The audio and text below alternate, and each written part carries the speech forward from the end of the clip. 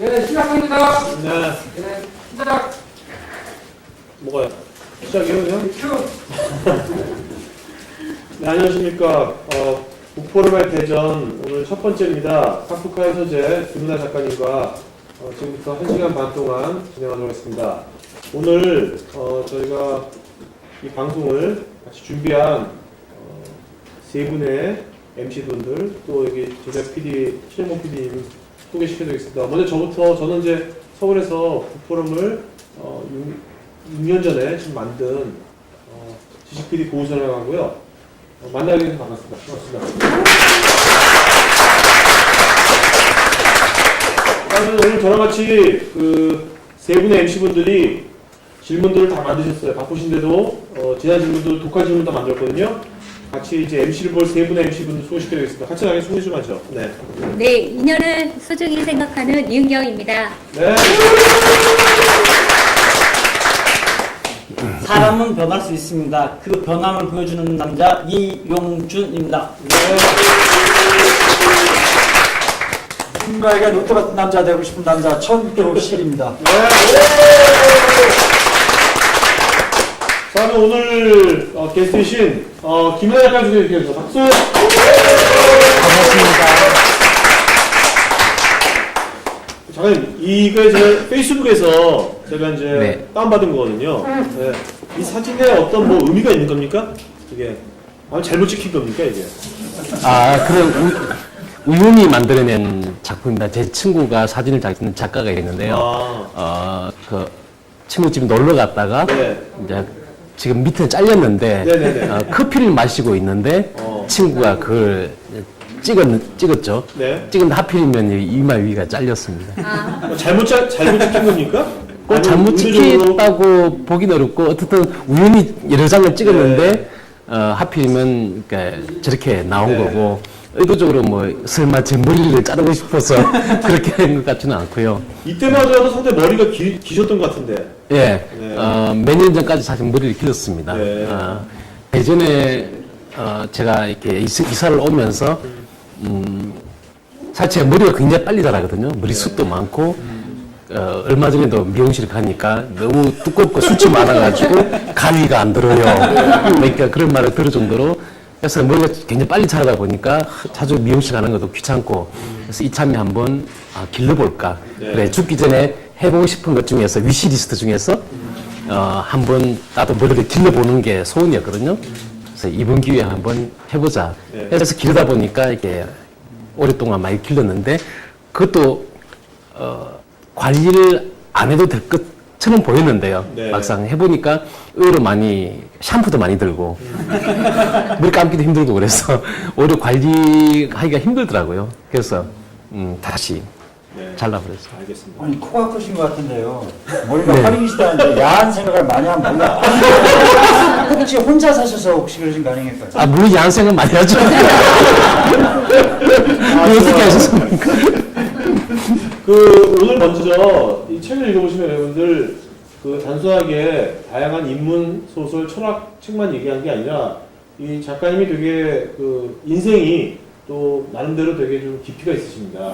고생을 많이 하셨고 그래서 작가님의 여러 가지 또 관점들이 있어서 작가님을 먼저 알아보는 시간을 갖고 그 다음에 책에 대한 여러 가지 주제를 짚어보도록 하겠습니다.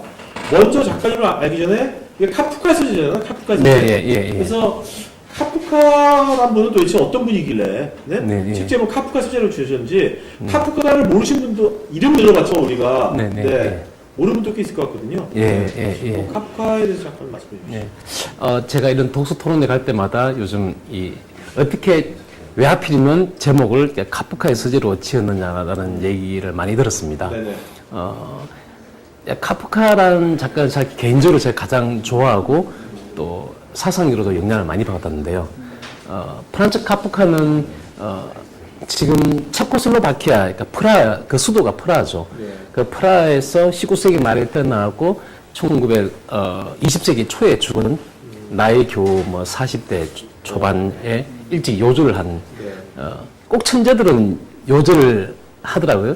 요절에서 천재라고 불리는 건지 모르겠지만 저는 이미 그래서 틀렸죠. 네네. 유대인입니다. 근데 굉장히 성격적으로 제가 보는 굉장히 여성적인 부드러움, 그 섬세함, 굉장히 그런 예민한 성격을 가지고, 근데 반면에 아버지는 전통적인 가부장에서 굉장히 스스로 아버님께 듣는 편지를 이렇게 쓴 게 있는데요, 카프카가. 그 보면 뭐 폭군 이런 단어까지 써가면서 굉장히 권위적이고 억압적인 그 아버지 밑에서 이렇게 자랐는데요. 근데 카프카의 문학 세계가 보면 아주 독특합니다. 그러니까 초현실주의라는 미술 사조도 있지 않습니까? 뭐 살바도르 달리라든가 그런 화가들이 20세기 중반에 초현실주의 운동을 일으켰는데 그것을 먼저 소설적으로 구현한 일종의 그 카프카의 소설 세계는 보면 약간의 그런 우리가 악몽을 꾸잖아요. 꿈속에서 나쁜 꿈을 시달릴 때는 누가 끊임없이 쫓아와가지고 막 쫓기는데 아무리 도망가도 탈출할 수 없는 그런 비슷한 그런 악몽의 세계를 소설로 그려냈던. 그래서 제가 카프카를 이 소설, 이 책의 주제로 삼았던 것은 카프카가 인생을 어떻게 봤느냐 하면 일종의 인생은 굉장히 빠져나가기 힘든 미로 같은, 미로를 헤매고 방황하다가 끊임없이 출구를 찾고자 하지만 대부분 출구를 찾지 못하고 실패하고 마는. 그래서 소설 내용도 대부분 그렇습니다. 예를 들면 성이라는 소설을 보면요, 갑자기 그 주인공이 K라는 사람인데 어떤 청량 기사로 오라는 그 성이 있는 마을에 발령받아서 자기는 갑니다. 그런데 그 성에서는 발령한 적이 없다고 그래요.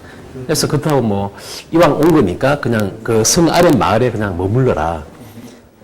근데 허락을 받고 성에 그냥 그 마을에 머물러 있죠. 근데 그 성에서 판단한 관리가 두 명이 마치 요즘 우리 CCTV가 24시간 위를 감시하듯이 24시간 내내 사람을 낳는 장면에까지도 두 사람이 지켜보고 있고, 그래서 그 K는 끊임없이 어떻게든 자기는 처음에 정식으로 발령받아서 이 성 안으로 들어가려고 하는데 끝내 못 들어가고 결국 죽습니다. 그런 식으로. 이거는 좀 뒤집힌 위로 이야기긴 하지만 또 유명한 소송이란 소설을 보면요, 어느 날 일어났는데 갑자기 관리 이 법원 직원 형사 둘이서 자기 하숙방에 와서 앉아 있는 거예요. 와서 당신은 기소되었어. 잠옷바람을 입고 있는데 자기는 죄지은 게 하나도 없는데 갑자기 죄인이라는 거예요. 당신은 기소되었어. 그놓고 그 사람이 자기 이 주인공 메시 K입니다. 이 K가 먹으려고 갖다 놓은 아침밥도 그 사람들이 다 먹어버리고 자기는 왜 기소되었는지 이유도 모르고, 그래서 그 이유를 알기 위해서 법정을 찾아가요. 근데 법정이란 근무 자체가 미로입니다. 하나의 굉장히 조직적인 공간 아니에요. 그래서 막 법정을 헤매도 수많은 사람들을 만나요. 만나지만 또 자기가 그 법정에서 그 기소를 풀기 위해서 변호사로 찾아가고 관리들도 만나고 하지만 끝내 자기 기소된 이유를 모릅니다. 해결이 안 돼요. 그래서 그때 하고 결국 어떻게 되느냐, 자기 스스로 죄를 찾아요. 내가 분명히 죄가 있기 때문에 기소됐을 것이야. 결국은 자기가 유죄를 인정하고 마지막에는 사형 선고를 받고 끌려가서 죽습니다. 칼 맞아가지고 개처럼 죽거든요. 그러니까 카프카 보기에는 우리가 태어나는 것 자체가 사실 개인적으로 저는 그런 생각이거든요. 제가 하필이면 이렇게 20세기 중반에 20세기 후반에 한국에서 어떤 가정에 그것도 남자라는 성을 가지고 태어난 것도 제가 원한 거 아니지 않습니까? 또 제가 원하지도 않았던 이런 육체를, 그죠? 짊어지고 평생 살아야 되고. 이럴 때 용기가 그럼 다행히 저는 뭐 불만족스럽진 않지만, 다음 생에는 남자보다 여자 편하는 게 좋아요. 어쨌든 제가 원하지 않았던 육체를 짊어지고 평생 살아야 되는 그 태어난 자체가 기수 상태라고 보는 거죠. 그래서 우리는 그렇게 묻습니다. 오늘의 제 책의 주제도 그렇죠. 우리는 어디서 왔어? 어디로 가는가? 우리는 어떻게 살아야 되는가? 우리가 왜 존재하는 거지? 그 존재 이유를 묻습니다. 카프카 주인공 K도 결국 원인을, 그 이유를 찾아서 막 헤매지만 끝내 아무 답도 얻어내지 못 얻고 그냥 실패로 답을 못 얻고 죽습니다. 그래서 제가 보는 삶을 저도 이렇게 우여곡절이 많은 인생을 살았는데요. 제가 보기에도 결국 그래요. 제 삶 자체가 지금까지 하나의 방황과 편력이었고, 그래서 이런 방황과 편력의 목적이 뭔가를 좀 생각해 봤는데, 결국은, 내가 누구인가? 나는 왜 존재하는 것일까? 또, 내가 사는 의미는 뭘까? 여기에 대한 답을 얻기 위해서 지금까지 그래서 계속 공부를 해왔고, 또 그런 공부를 통해서 제가 얻어낸 것을 이 책으로 쓴 것이고요. 네. 그래서 카프카에 많이 공감을 했기 때문에 제가 제목을 그래서 카프카의 서재라고 지었습니다. 자, 그럼 이제부터 좀 엠쇼트에서 한번 우리가 그것은 아닐 수도 아니지만 작가님 한번 좀 파보도록 하죠. 얼마나 굴곡이 있으신지. 네. 그러면 사람의 목적을 찾기 위해서 책을 많이 읽었는데 읽으시다는데요. 네, 예, 예. 근데 현실적으로 많이 읽는 가능한 것과 그리고 10대 때부터 책을 읽기 시작한 건가요? 자, 그런 질문 받을 때마다 좀 굉장히 이제 곤란한데요. 제가, 저 원래 고3 때까지는 저 원래 꿈은 화가가 되는 것이었습니다. 그래서 초등학교 때부터 중학교, 고등학교 때까지 그림만 그렸습니다. 화가 잘 어울리십니다. 제가 아마- 머리를 쓰면 화가 어울릴 것 같아요. 필이. 그러니까 제 운명이 만약에 엇갈리지 않았다면 저 어쩌면 화가 되어 있을지도 모르는데, 그러니까 이 책에도 얘기를 했지만, 고3 때 갑자기 가을에 아버님이 갑자기 돌아가시면서, 할머니도 쓰러지시고, 제가 이제 상주가 돼가지고, 어머님은 뭐- 어머니는 워낙 일찍 돌아가셨기 때문에 어머니는 안 계셨고요. 그래서 집안이 완전히 몰락하는 바람에 그 그림 미술에 대한 꿈을 포기해서 했어야만 됐죠. 근데 그때까지는 그림만 그렸기 때문에 공부하고도 그리기가 어렵고요. 그냥 고향에서는 거의 뭐 불량 청소년 비슷하게 뭐 술 먹고 담배 피고 나쁜 짓은 다 하고 다녔고요.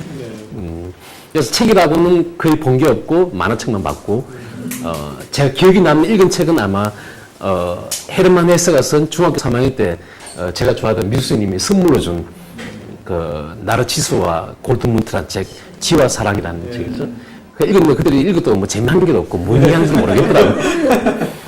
그것만 기억이 남고 책 읽은 게 사실 거의 없습니다. 그런데 어떻게 그러면 20살 때부터 제가 대학 마음을 고쳐먹고 공부를 하기 시작한 게 그 다음에부터인데 네. 그 다음에 대학 시험을 치고요. 오케이, 이거 물어볼 거예요. 다 얘기하시면 안 됩니다. 다 얘기하시면 이분들 할 말이 없습니다. 제 질문에 발언 얘기했고 미술 선생이 책을 쓸 때 여자분이었습니까? 네? 여자분이셨냐고요? 미수님이요? 네. 예, 여선생님. 그러니까 책을 오래 가져가셨구나. 그러니까 제가 보고 싶은 거예요. 그 말씀을 주셔갖고. 네. 그래서 생계를 위해서 노동을 네. 하셨다는데 그래서 예. 많이 보셨는지 고통이 어땠는지 궁금합니다. 사실 그렇죠. 19살 먹은 또 소년이 사회에 나와서 할 수 있는 일이 기술이 없기 때문에 할 수 있는 게 없잖아요.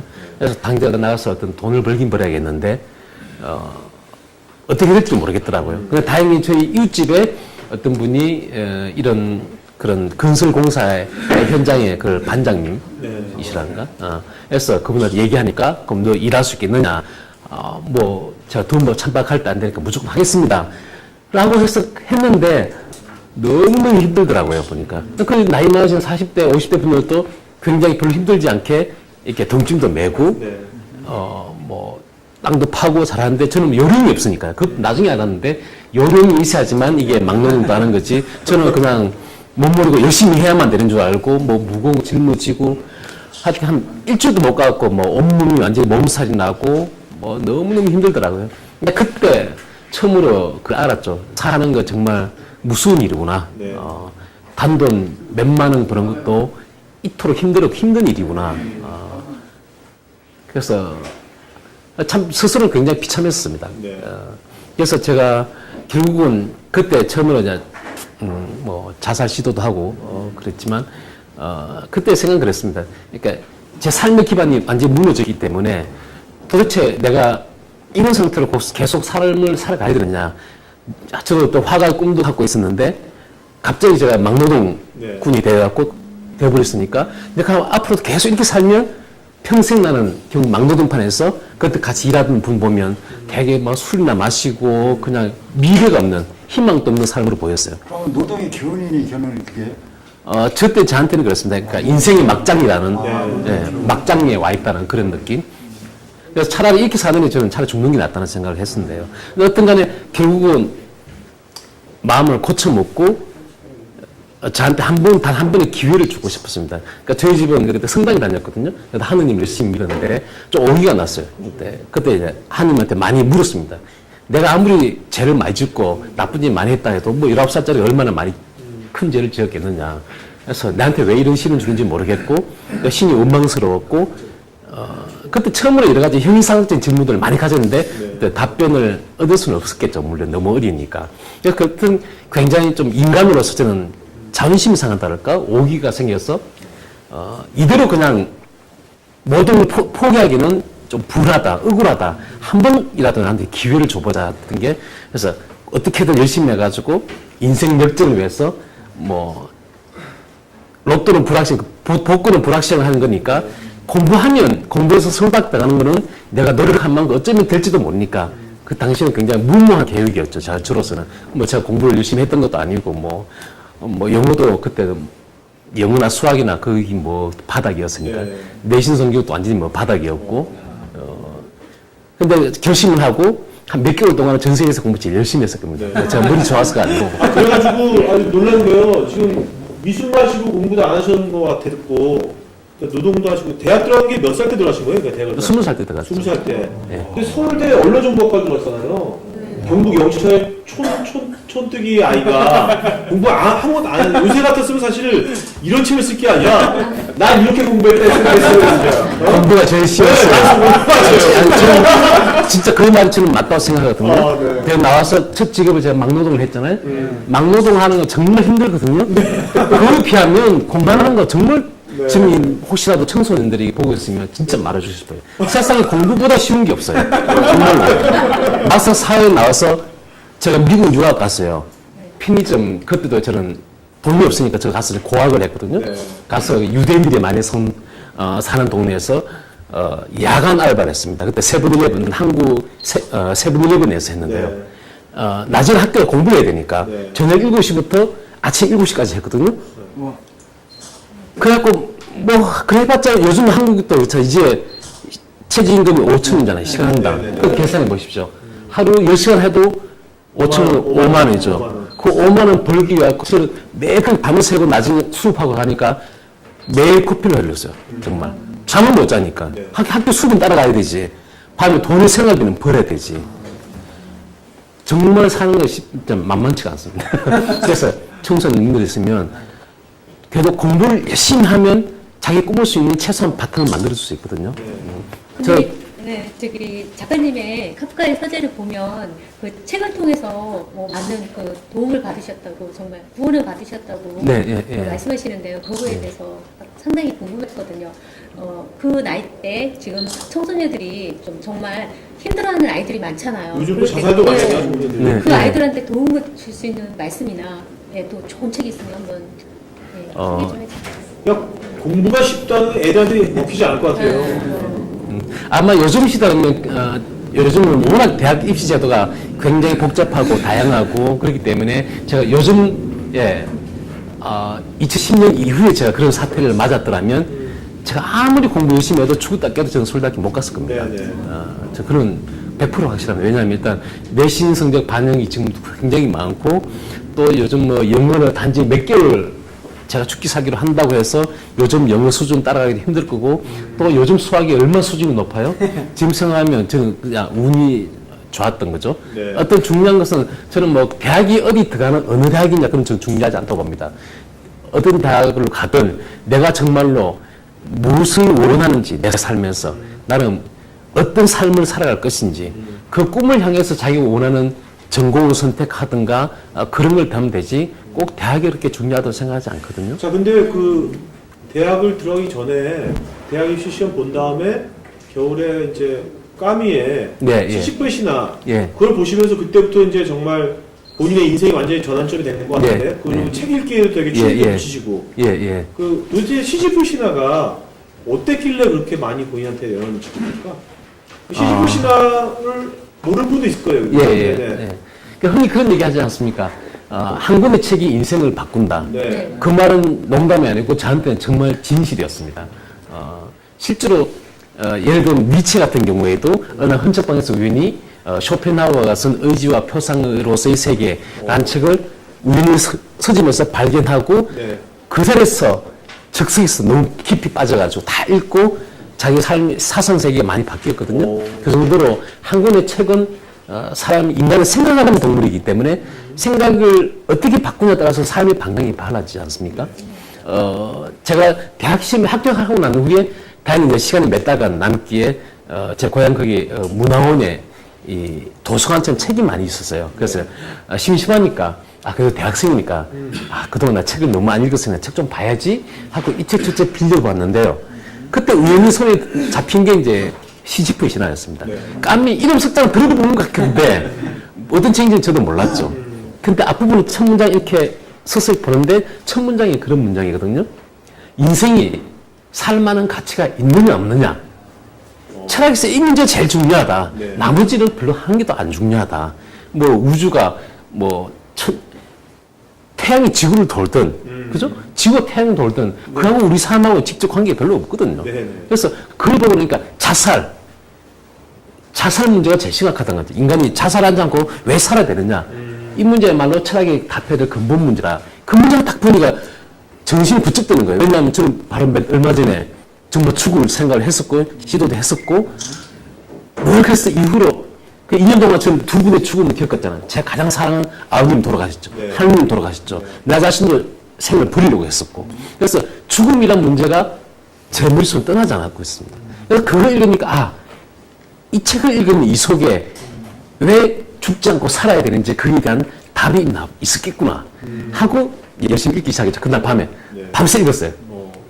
근데 제가 그동안 철학 공부 해본 적도 없으니까 읽었는데 무슨 소리인지 모르겠어요. 그게 뭐야 바이블을 또 다시 바이블을 또 예, 맞습니다. 예. 그러니까 다른 것도 아닌데. 근데 중간에 부조리의 개념이 나오고 그러는데 이건 논리적으로 명확히 푼 게 아니고 굉장히 비유적으로 시적으로 이렇게 풀어놨기 때문에 지금 읽으면 너무 쉬운데 그때 나이로서는 그러니까 이해가 대탄마탄 하는데 정말 똥구멍 잡는 것 같은.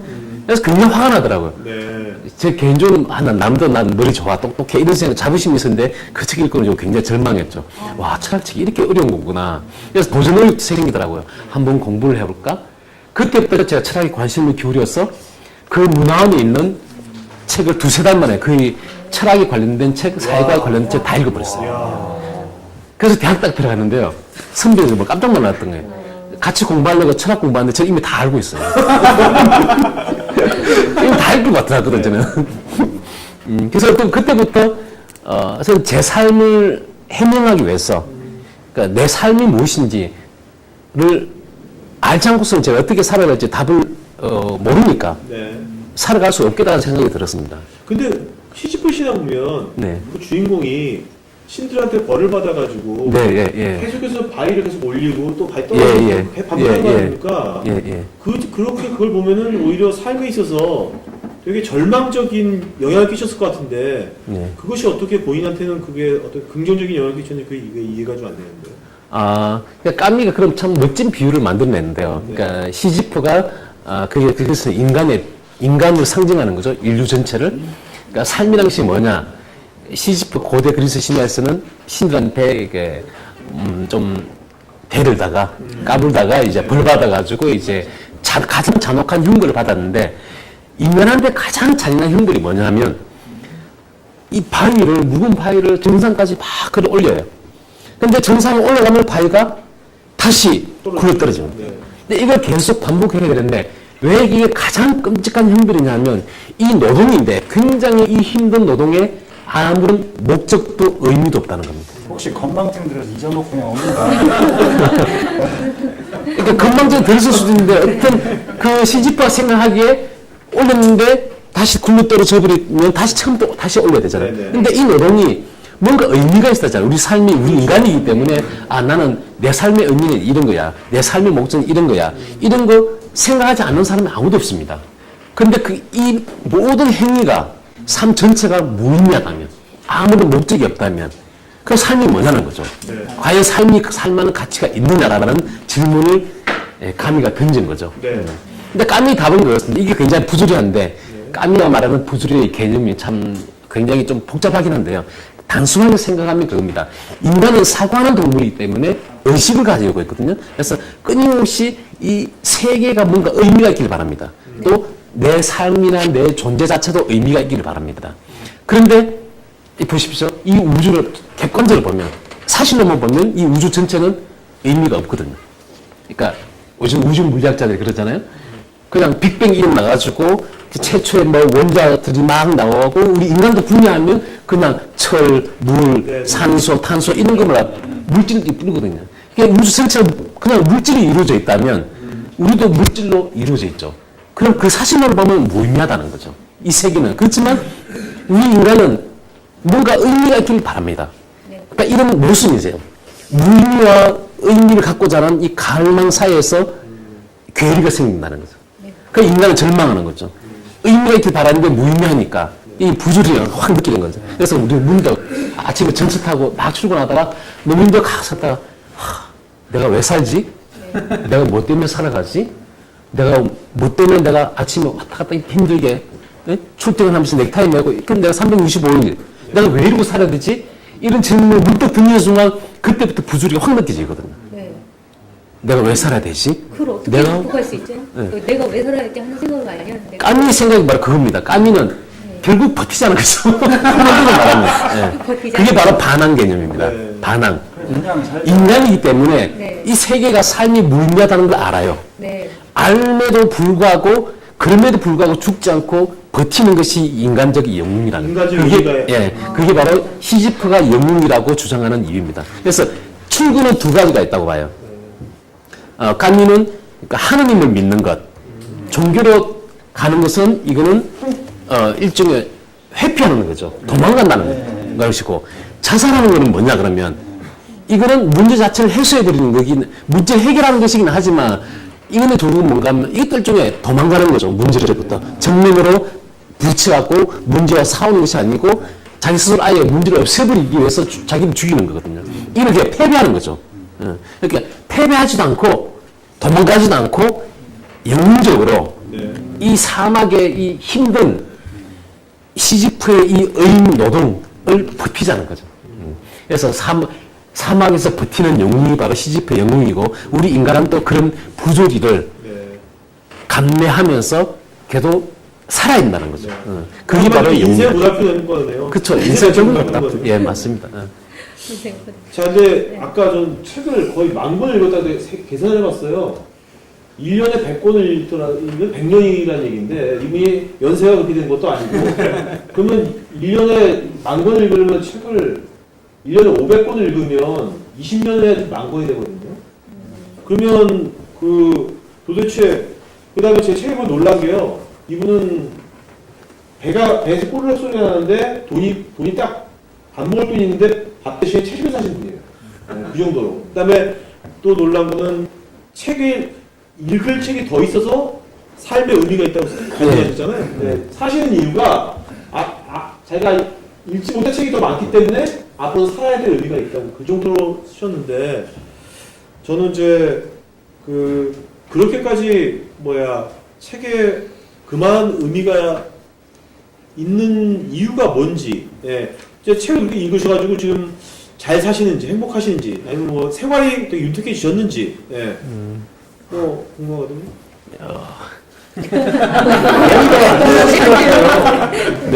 머리가 무거우실 것 같아요. 처음에는 다 풀어놓을 수밖에 없잖아요. 그래서 머리가 무거워서 머리를 잘랐습니다. 굉장히 가벼운 느낌이 드는데 책하고 생활을 하고는 아무 별로 관계가 없는 것 같아요. 그러니까 저는 지금 생각해 보니까 돈 생기면 계속 책을 샀거든요.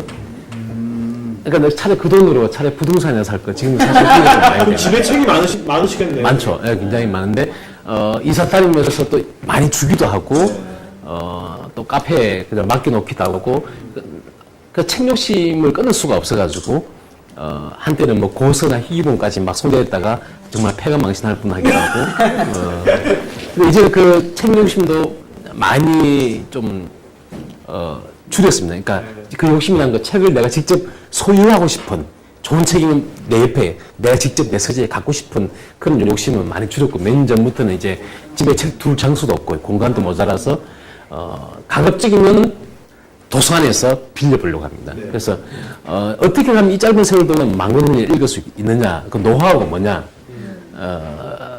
라는 질문도 많이 받기도 했는데요. 사실 만권 읽을 필요 전혀 없습니다.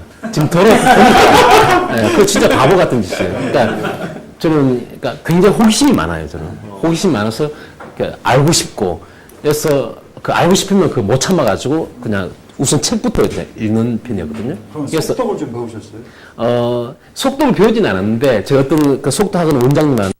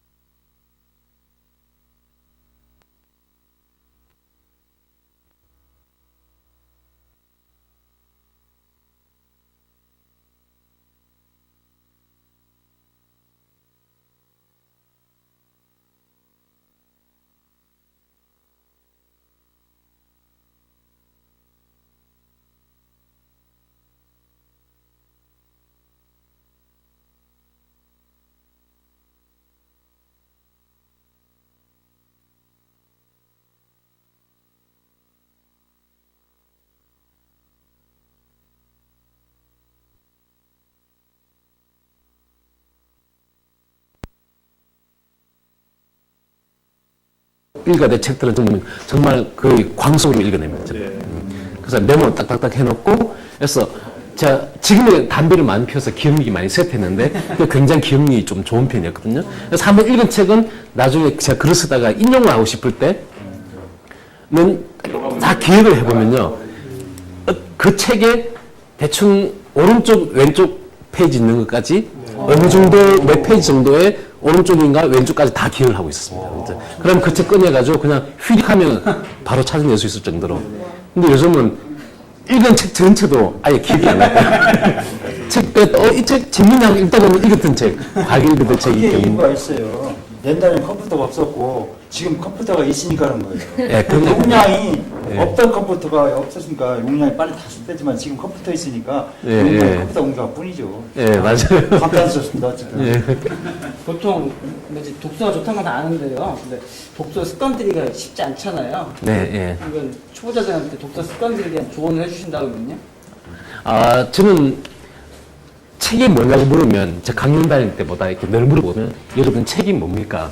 물으면 대부분이 책 하면 공부를 떠올리더라고요. 한국에서 특히 그래요. 그러니까 당연히 책은 왼수가 되는 거죠. 그렇잖아요. 공부 좋아하는 사람 어디 있습니까? 저처럼 이상한 사람 빼놓고는 공부가 좋다는 사람은 거의 없거든요. 근데 사실은 저도 원래 처음에는 책을 통해서 인생의 어떤 답을 얻기 위한 지식을 얻기 위해서 책을 막 읽었는데요. 나중에는 책이란 이 물건, 이 사물 자체를 좋아하게 됩니다.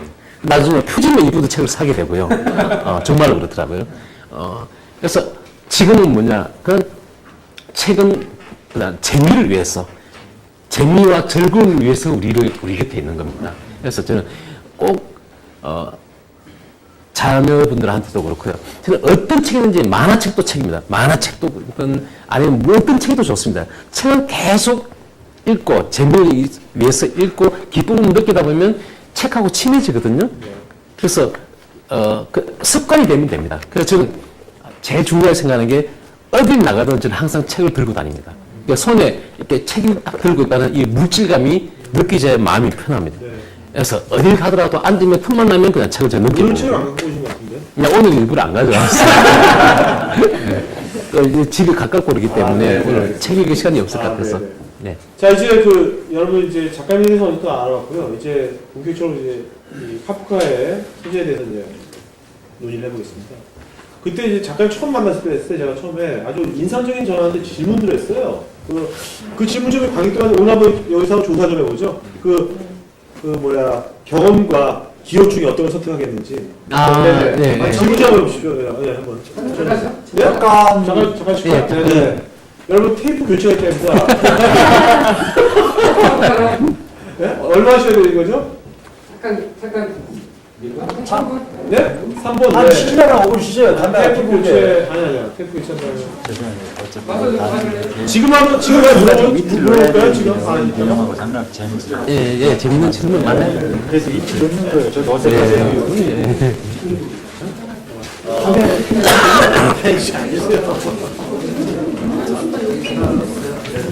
이제 여기 들어가니까 좀 이렇게 좀 편하게 지금 잠깐이다. 이게 할 일이 없어. 알겠죠? 저기요. 신고 씨한테 이거 따라달라고 하는 게 낫겠어요. 그래, 다른 마음을 뭐 사소한 좀 해. 신고 씨 여기다 이거 해줘야지. 우리가 아니 저 작가님이 보셔야지 질문은 다 아니에요, 괜찮아요. 그냥 하라고요? 네네. 편하겠죠. 우리도 한번 드시죠. 말씀드려가지고. 다가 들었네. 시간도 딱 주세요. 다, 40분이면 그날까지 맞네. 9시까지 하면 2부 시작하면 경험과 기억 그거 가지고 질문하고 그래서 같이 참여하는 쪽으로 그렇게 하는 거죠. 이렇게 할까요?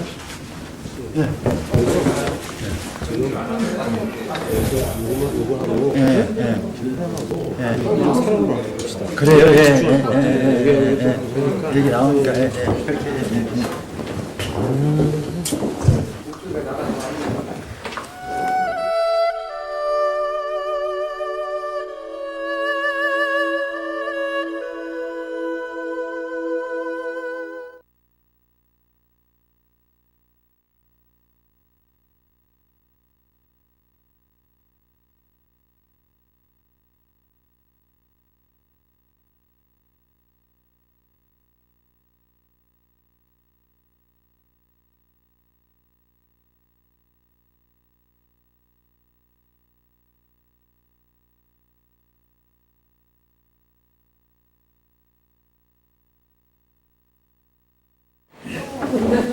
아까 하던 얘기 마저 하시는 거예요? 네. 끝나다고 아까 했다니. 네, 시작하십시오. 네. 자, 이제 테이프 갈았고요. 다시 하겠습니다. 그 저번에 저희 작가님 한 번 만나뵀을 때 아주 인상적인 저한테 질문을 하셨어요. 그 경험과 기억 중에 어떤 걸 선택하겠냐고. 근데 그거 좀 한번 여기 관중들한테 설문조사처럼 한번 물어봤으면 좋겠어요. 네, 여기 인사에서 한번 물어보시죠. 네, 앙케이트 조사를 해봐도 네. 괜찮을 것 같네요. 제가 이 책을 쓰면서 사실은 이 책 쓸 당시에 경험과 기억이라는 주제를 제가 고민을 굉장히 많이 하고 있었거든요. 그래서 이제 개인적으로도 만나는 사람들마다 제가 앙케이트 조사를 좀 했었어요. 그럼 이 자리에서도 한번 해보면 좋을 것 같은데 질문은 이런 겁니다. 그러니까 행복의 의미를 찾기 위한 질문인데요. 여러분이 정말 마음에 드는 사랑하는 사람하고 외국으로 여행을 가요. 3박 4일간. 그런데 옵션이 두 가지입니다. 여행을 가는데 갔다 오는 순간 그 맨인 블랙이라는 영화 보면 어떤 볼펜으로 팡 하면 기억이 싹 사라지지 않습니까? 그런 것처럼 그 3박 4일 동안에 그 짜릿하고 아름답고 행복했던 기억이 완전히 사라져버린 겁니다. 그러니까 심해처럼 못 기억하는 거죠. 예, 완전히 사라져버립니다. 또 두 번째 경우는 진짜 여행을 가진 않았어요. 그런데 마치 3박 4일간 진짜 여행 갔다 온 그 가짜 기억이 진짜처럼 기억으로 남아있는 겁니다. 주입이 되는 거죠, 외부에서. 그러니까 첫 번째 경우는 진짜 그 순간만의, 그 현재 순간의 경험이고요. 두 번째는 경험은 안 했는데 마치 경험한 것처럼 기억이 남아있습니다. 그런데 그 두 개 중에 하나만 선택해야 돼요. 경험을 선택할 것인가, 아니면 기억을 선택할 것인가. 그런 문제입니다. 자, 나는 경험을 선택하겠다. 손 들어보세요. 자, 나는 기억을 선택하겠다. 자, 한번 거기에 네. 여기 경험이 좀 많네요. 예. 좀 한번 분석 좀 해주시죠. 분위기가 굉장히 젊은 분위기인데. 제가 참 조사를 해보니까요. 참 재밌는 게, 젊으면 젊을수록, 나이가 어리면 어릴수록 대부분 경험을 선택하는 경향이 있습니다. 그리고 나이가, 연배가 올라가면 올라갈수록 기억을 선택하는 경향이 많더라고요. 그래서 저는 왜 그럴까 생각을 해봤습니다. 왜 그럴까?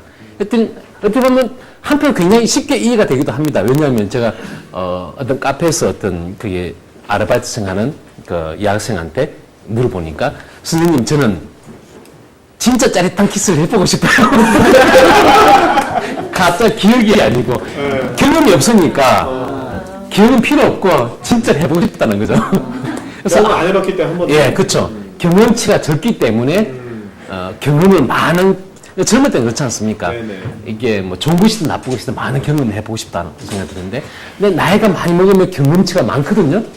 경험이 많으면 이제 나이 드신 분들은 그래요. 기억을 가지고 살아간다고. 옛날에 인생 추억을 가지고 추억의 힘으로 산다는 말씀을 하시거든요. 그러니까 기억이 뭐냐면 우리 삶의 의미를 만들어줍니다. 그러니까 우리 자아라는 것은 경험 자아가 있고 기억하는 자아가 있는데요. 기억하는 자아가 우리의 경험을 해석을 합니다.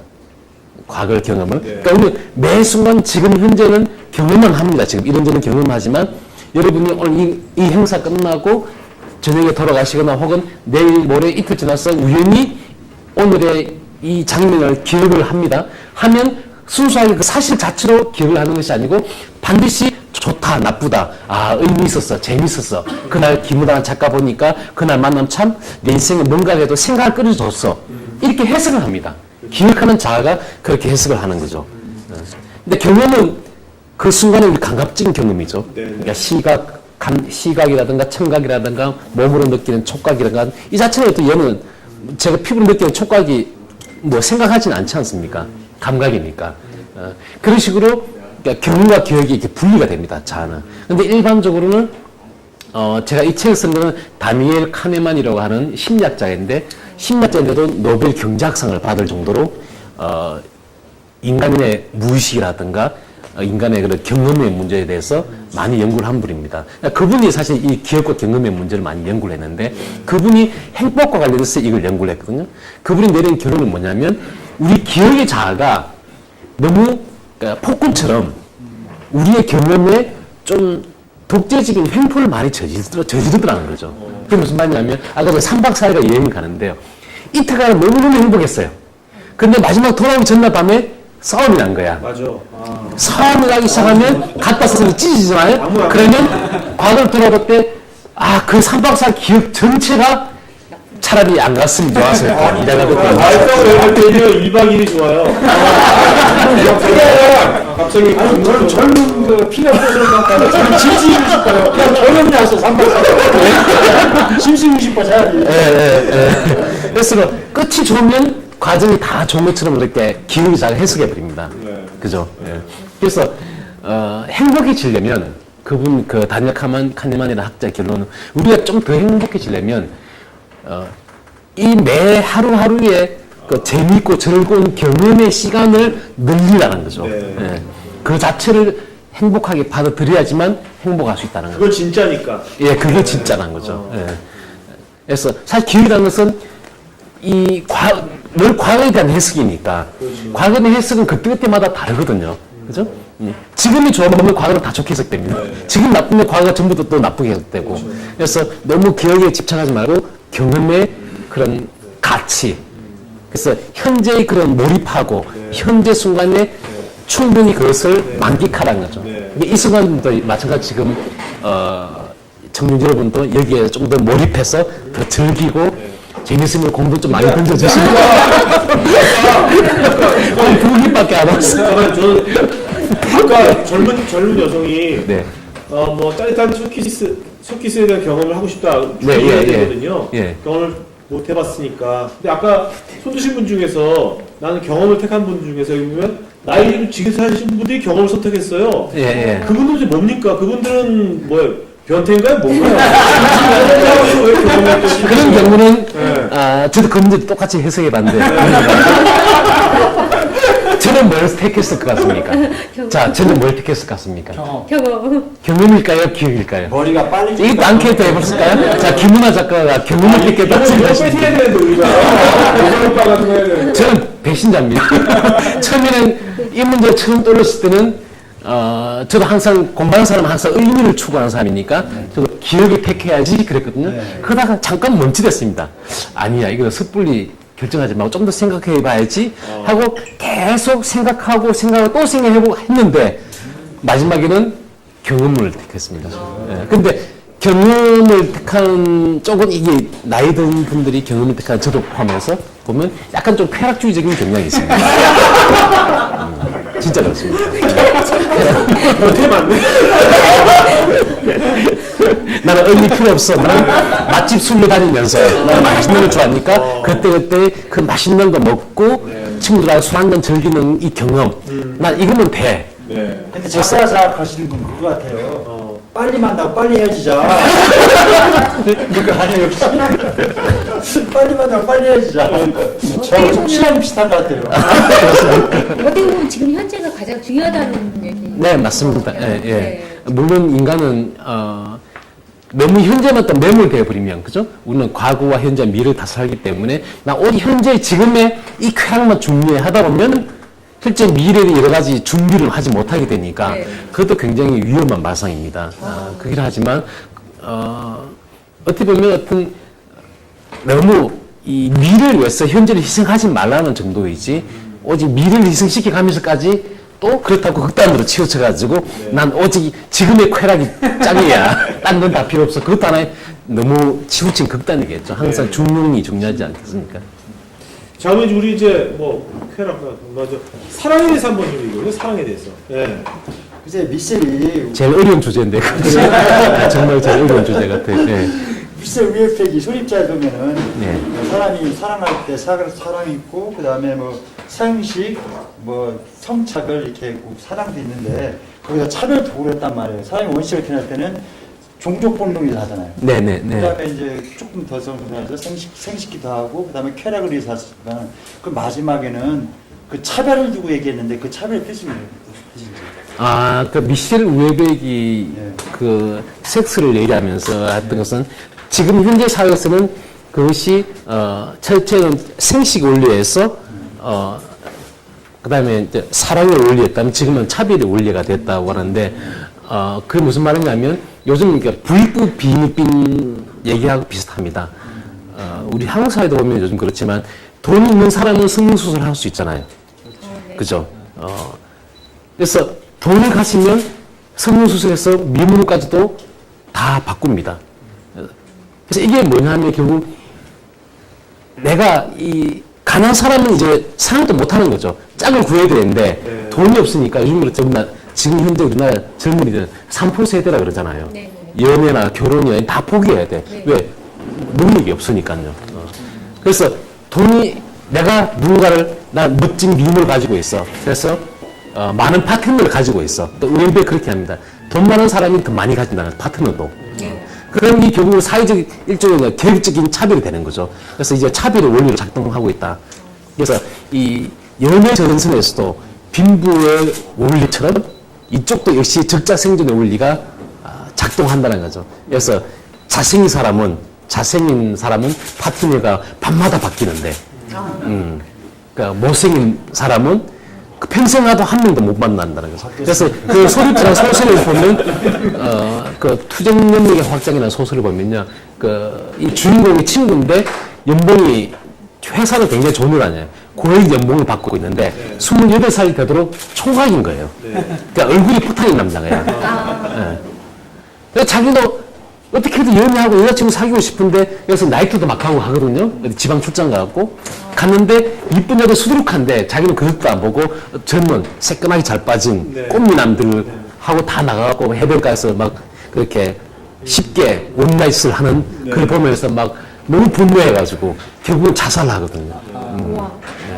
그런 식으로 이 현대 사회 그러니까 자유주의라의 본질 자체가 뭐냐면 그게 차별의 원리가 작동한다는 거죠. 단지 경제 영역뿐만 아니고 이렇게 사랑과 섹스 영역에도 그렇게 무자비한 그런 적자 생존의 원리가 작동한다. 그런 얘기를 하고 있는 거예요. 그러니까 하나님하고 이제 부처님하고 똑같은 그 좋아하는 거 하잖아요.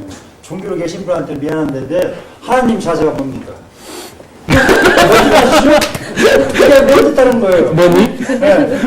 하나님은 이것도 그것도 돈이고 그 원리가 항상 통하는 거야. 옛날부터 네, 그렇죠. 예, 그렇죠. 예, 예. 그러니까 그렇다면 사랑이 좀 이렇게 뭐야 변질된다는 거니까 사람이 현대에 들어와서 그렇게 그렇죠. 믿고 계세요? 예, 예. 기자님은? 저는요. 네네네. 사랑을 믿느냐 안 믿느냐 문제는 굉장히 참 어려운 문제예요. 네, 저는 청중 여기 계신 분들한테 저는 좀 물어보고 싶어요. 사랑을 믿습니까? 하고 물어보고 싶어요. 정말로 진심으로.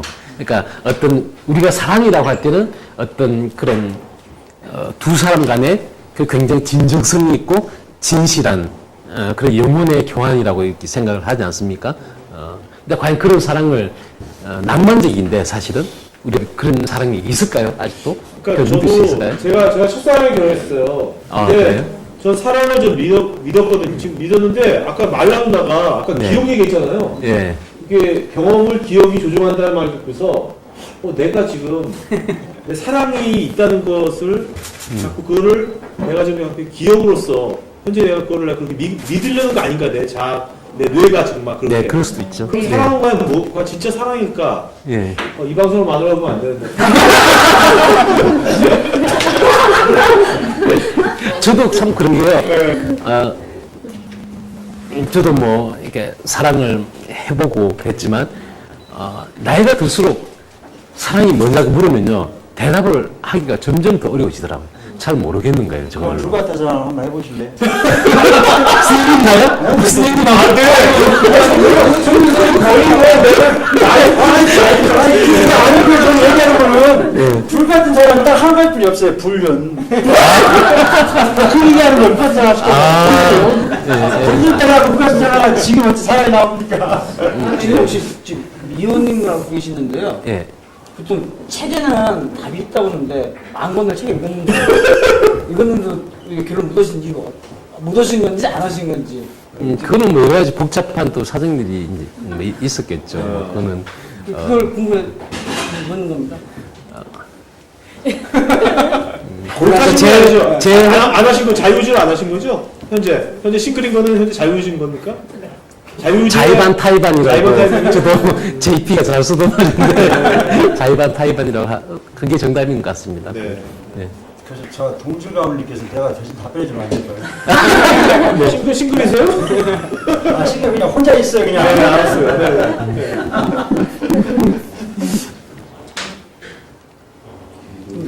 답변 뭐? 안 하신 거. 안 하시는 게 아니라 타이반, 타이반. 타이반. 책에는 여자가 안 나와. 이렇게 책 속으로 나오는 거 책 속에서 맺는 사람 끄집어 낼 수가 없어요. 그 능력이 없어. 그러면 저기 저는 참 연애 소설을 참 잘 못 쓰거든요. 네. 하여튼, 또 정말 소설가시기도 하지 않았죠? 네, 네. 사실 진짜 제 직업은 본업은 이제 소설가인데요. 네. 소설 여러 권 쓰기도 했지만 우리가 뭐 흔히 사랑을 주제로만 하는 그런 연애 소설은 써본 적이 써보고 싶은데 좀 쓰려고 하면 좀 왠지 낯간지럽고 그냥 연애는 그냥 하면 되지 뭘 글로 써 이런 생각도 들기도 하고요. 그렇지만 걔도 언젠가는 저도 아름다운 사랑을 주제로 한 아름다운 소설을 쓰고 싶다는 욕망이 있긴 합니다. 근데 아마 제가 아직까지 못 쓴 이유는 그 사랑이라는 그 정체가 워낙 미묘하고 갈수록 정말 그 주제가 처음에 굉장히 쉬울 거라 생각했는데 인생 경험이 쌓이면 살수록 더 어려워지는 거예요. 이상하게. 사랑이라는 테마가 참 정말 어렵구나. 그래서 공부를 좀 더 해보고 인생 경험도 좀 더 쌓인 후에 네. 정말 아름다운 그런 연애 소설을 한번 써보고 싶다는 생각을 하고 있습니다. 여우를 한번 만나보시는 게 어때요? 네? 여우. 여우? 예, 꼬리 9개 달린 그럼 아마 사랑에 빠질 건데 혼자가지고. 근데 원래 그런 말 하잖아요. 사람은 멋몰랄 때 하지 너무 많이 알면 자기가 너무 많이 채워져 있으면 오히려 순수한 사랑을 하기가 더 힘들 것 같은데요. 그렇지 않나요? 그런 말씀도 맞는 것 같긴 해요. 그러니까 아무래도 인생 경험이 쌓이면 사람이 좀 영악해진다 그럴까? 세상에 그러니까 때가 묻어가지고, 그죠? 생각이 머리가 막 작동하잖아요. 젊을 때는 그냥 그 감정의 그 순수성, 어떻게 보면 굉장히 맹목적으로, 좋으면 무조건 그냥 자기를 완전히 던질 수 있는, 뭐, 결과야 미래가 어떻게 되든 간에, 오직 그 감정의 순수함에 자기를 완전히 던질 수 있는데, 나이가 들면 이제 너무 신중해진다 그럴까? 저도 사실 그런 걸 많이 느끼거든요. 일단, 저 인생이 굉장히 무섭고 삶이 두렵다는 걸 알기 때문에 또 사실은 제가 제일 무서워요. 그래서 하다 보니까 겁이 많아서 오히려 사람 그러다 보니까 이제 제 자신이 무서우니까 이제는 자꾸 이제 두려워지는 거예요. 과연 가도 될까? 갔다가 혹시나 또 뭐 나쁜 상처를 받게 되거나 이런 생각을 너무 많이 하게 되는 거예요. 너무 많이 하게 되는 거예요. 예. 그래서 감정이 완전하게 빠지기가 점점 힘들어지는 그런 확실히 있는 것 같아요. 사랑하기 진짜 힘들죠.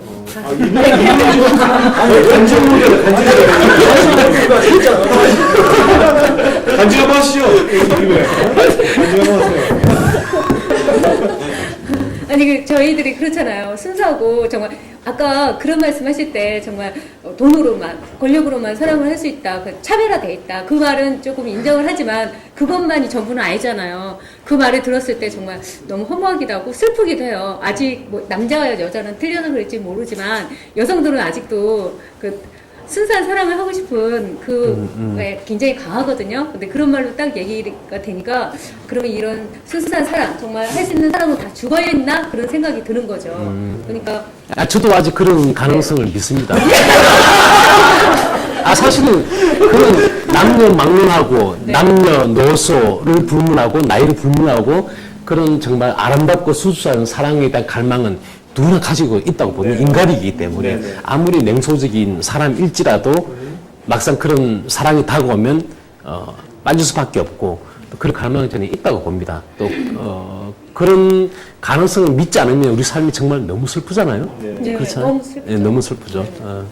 그리고 제가 작가님 책을 보고서 오히려 잠을 못 자고 굉장히 더 고민이 되는 거예요. 네. 생활은 너무 바쁜데 책을 보고 나서는 오히려 더 저 자신에 대해서 생각을 하게 되는 답은 없어요, 정말. 그 말씀하신 거 있잖아요. 자기가 살면서 좌우명으로 삼는 게 나는 모른다, 정말 모른다. 그걸 세우셨는데요. 오히려 이 책을 통해서 더 고민하는 분은 혹시 못 보셨나요? 오히려 저는 그랬어요. 그 책이라는 게 참 이상해가지고요. 저는 책의 지옥법칙이라고 저는 부르거든요.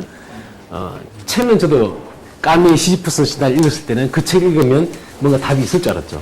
근데 한 권을 읽으면 10개의 질문이 새로 생깁니다. 그래서 한 권을 읽으면 10권을 더 읽어야 돼요. 10권을 읽으면 읽을 책이 100권이 됩니다. 100권을 읽으면 읽어야 맞는 책이 1000권으로 늘어갑니다. 그래서 점점 더 부르다요. 안 읽은 책이 늘어나고 읽어야 될 책도 늘어나고. 그래서 계속 읽다 보면 답이 있느냐? 답은 없어요. 그러니까 철학자 비트겐슈타인이 이런 아주 유명한 말을 남겼습니다. 우리가 이 세계에 대해서 자연과학적으로 아무리 완벽하게 다 진리를 이해한다 하더라도 우리 삶의 문제는 여전히 오히려 해결되지 않은 채 그대로 남아있다는 거죠. 그게 무슨 말이냐면요.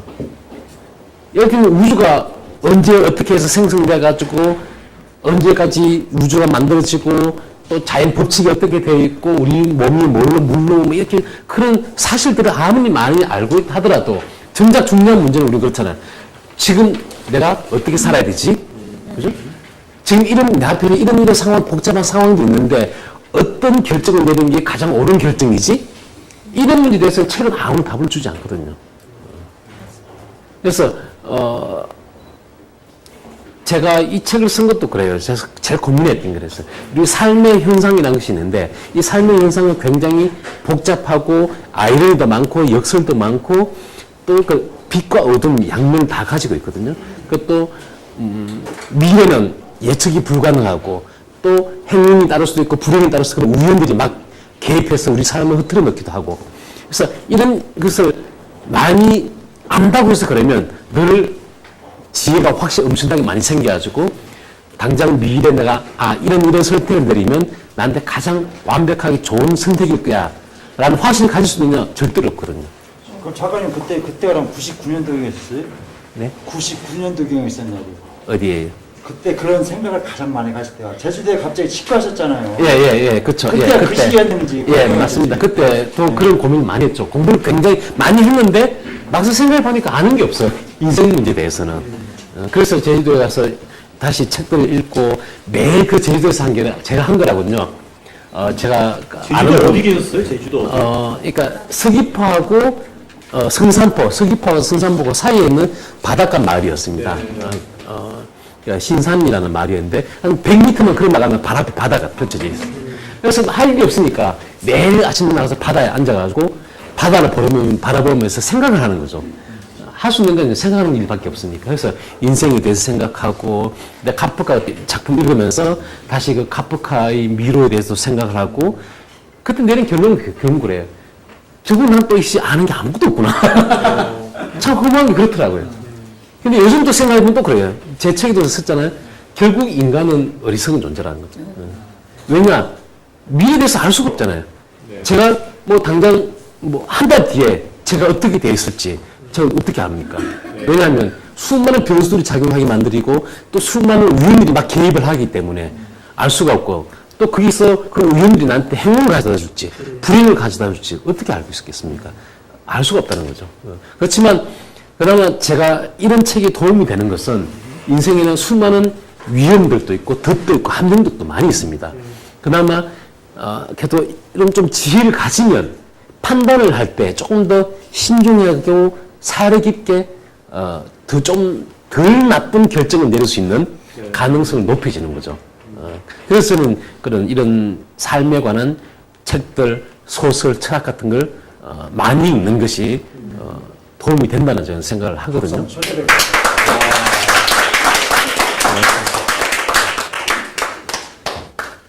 자, 근데 보면 그 책에 보면 부제 중에 하나가 인생은 주사위 던지기 게임이라고 하셨잖아요. 예. 그건 너무 인생을 너무 쉽게 보는 거 아닙니까? 그건 어떻게 해요? 인생이 주사위 게임은 너무 좀 허무하잖아요, 좀. 어떤 민주주의야. 아까 인생을 어떻게 살아갈 것인가 하는 저 문제에서 전 방금 전에 신중하게 고민을 많이 해야 된다고 했는데 일단 저는 결정을 내리면 좀 화끈하게 가자는 저는 생각을 합니다. 그래서 결국은 우리가 항상 어떤 상황에 놓여 있는데 이 상황 속에서 이렇게 갈 것이냐. 결국 선택은 항상 둘 중에 한 가지입니다. 선택을 일단 내리면 그냥 최선을 다할 수밖에 없다는 거죠. 뭐 아닌 뭐네 그러면? 그렇죠. 그래서 주사를 던지면 그냥 던지면 최선을 다하고 그래서 결과가 나오면 그에 대해서는 내가 선택한 거 안에서는 그냥 긍정해야 된다는 거죠. 그러니까 최선을 다해서도 사실 미래는 내가 어떻게 할 수 없는 거죠. 그렇죠. 예. 그렇죠. 알 수 없는 거니까. 지금 작가님의 그런 사상이 저는 이제 철학을 전혀 몰라서 그런데요. 그게 실존 철학입니까? 제가 잘 몰라서 그래요. 파가 어떤 파예요? 파가 어떤 파예요? 실존 철학을 할 수 있죠. 네, 맞습니다. 그러니까 제가 이게 파스칼이라는 블레즈 파스칼이라고 판서 있지 않습니까? 그 사람은 사실은 뭐 삶에 관해서 주사위 던지기를 얘기한 건 아닌데요. 그 사람은 신을 믿을 것인가 안 믿을 것인가 그래가지고 주사위를 던지기자 그런 내기 사상을 얘기했는데 거기서 이제 좀 끌어온 거죠. 그러니까 너무 많이 잰다고 해서 인생이 또 제대로 잘 풀리는 건 아니거든요. 기왕이면 저는 열정이 필요하다고 보고요. 어떤 열정이 있고 그래서 내가 이걸 해야겠어 결정을 내리면 정말 최선을 다하고 그 결과는 그건 정말 하늘에 맡겨야 된다고 봅니다. 그건 우리 몫이 아니기 때문에. 자, 이제 우리 저 강의따라 Q&A 받기 전에요. 세 분 MC분들 정말 궁금한 거 하나씩만 물어보고 이제 관측하고 지름연수장 갖도록 하죠. 네. 먼저. 나는 거기서 있을 때 저기 팡시에서요 관측소 방향 지시 있잖아요. 그게 만약에 관측소에 제가 바라보는 전주등 방향이 있는데 그 관측소에 고장이 났을 때 어떻게 해야 되는 거예요? 그게 가장 궁금하더라고. 인생의 관측소에서. 네, 인생 관측소에서.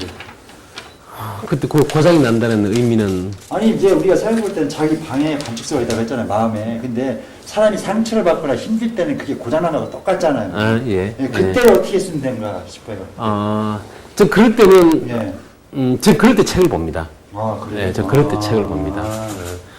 근데 문제는 교식쌤은 책 안 볼 것 같아요, 이분은. 이분 술을 마실 것 같아요. 이런 건 어떻게 됩니까? 술을 마시는 건 어떻게 생각하세요? 그래서 술이 때로는 뭐 술 먹다가 문득 또 불현듯 영감이 떠올라서 또 천재적인 영감이 떠올라서 뭔가 그러니까 생각이 나요. 책 보는 사람 바보라고 답 없는 얘기 약간 하시는 그래서 안 보고 있으면 나 바보였잖아.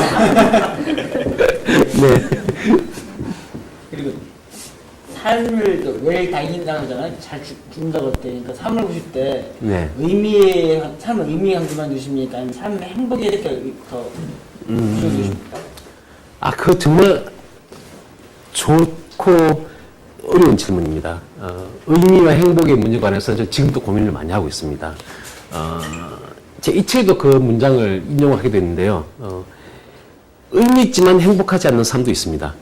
또 행복은 할 수는 있지만 아무런 의미가 없는 인생도 사실상 가능하거든요. 그래서 저는 제 개인적으로 제 개인 행복은 별로 크게 중요하지 않게 생각했던 것 같습니다. 제가 가장 존경하는 작가가 있는데 그 아르헨티나의 소설가인 그 보레스라는 소설가가 있습니다. 그 보레스라는 책에 그분이 쓴 책에 보면요, 사랑, 지혜, 행복 이 세 가지 다 좋은 가치잖아요. 사람들이 누구나 추구하는 그 중에서 자기는 우선순위를 정하라 하면 자기는 지혜와 사랑 그 다음이 행복이라고 얘기를 하거든요. 저도 똑같은 순위를 가지고 있습니다. 왜냐하면 행복은 내가 열심히 추구한다고 해서 주어지는 것이 저는 아니라고 저는 봅니다. 그는 운이 많이 작용하기도 하고요. 또 지속적으로 오래되는 가는 행복은 없습니다. 어떻게 보면 행복은 그 순간순간 우리가 느껴지는 감정 상태거든요. 만족한 상태. 나는 너무 기뻐. 그 순간순간에 있는 거지 1년 내내 행복한 사람은 아무도 없고요. 그건 절대로 불가능합니다. 그래서 저는 그것보다는 열심히 내가 추구하는 어떤 가치와 의미를 추구하다 보면 그 순간순간 때로는 괴로울 때도 있지만 때로는 정말로 너무너무 행복한 순간도 있거든요. 그래서 그 모든 것을 저는 내 삶이라고 저는 받아들일 뿐이지 행복이라는 것 자체만큼 목표를 쫓아가면 결국 오히려 함정에 빠질 수 있다고. 요즘 보면은 이제 특히 이제 TV에서 힐링이라는 말이 되게 많잖아요. 힐링이 여기서 거의 뭐 그 유행어처럼 그 힐링의 상업화가 되는 것 같은 느낌이 좀 드는데 지금 그런 건 어떻게 생각하십니까 지금? 저도 말씀 들어보니까 지금 그런 맥락하고도 좀 힐링이 필요한 건 사실인데요. 그 방향이 조금 너무 잘못된 방향으로 저는 가고 있다고 봅니다. 예를 들면 배고픈 사람한테는 정말 너무 배가 지금 굶주리고 있어요. 그런 사람한테 힐링이 뭡니까? 배고픈 걸 빵을 줘야죠. 네, 그렇죠. 근데 빵은 안 주고 좋은 음악 들려주고 아름다운 이런 책 읽고 고상한 그죠 음악 듣고 이러면 힐링이 돼. 네 마음에 달려있어. 나 지금 배 안 고파 배불러. 근데 힐링 되는 건 아니지 않습니까? 우리 사회가 왜 이렇게 힐링이 저 배고프실 거예요. 제가 이런 얘기를 하는 건 사실 저도 배가 고프거든요. 저런 작가는 그런 걸 가능하지 않습니까? 그러니까 저도 화가 나는 거죠. 사실 할 말이 많아지고. 그래서 우리 한국 사회는 사실 굉장히 지금 잔혹한 사회거든요. 세계에서 자살률이 제일 높습니다. 10대도 그렇고 20대도 그렇고 노인 자살도 세계 최고예요. 그러니까 그게 우리 하나의 한국 사회를 하나의 신체로 본다면 지금 계속 온몸이 아파하고 계속 증상이 막 온데 지금 고름이 터지고 온몸이 아프잖아요. 그렇죠. 근데 지금 계속 이 환자 지금 누워 있는데 병을 치료할 생각은 안 하고 계속 지금 음악 들려주고 있는 거거든요.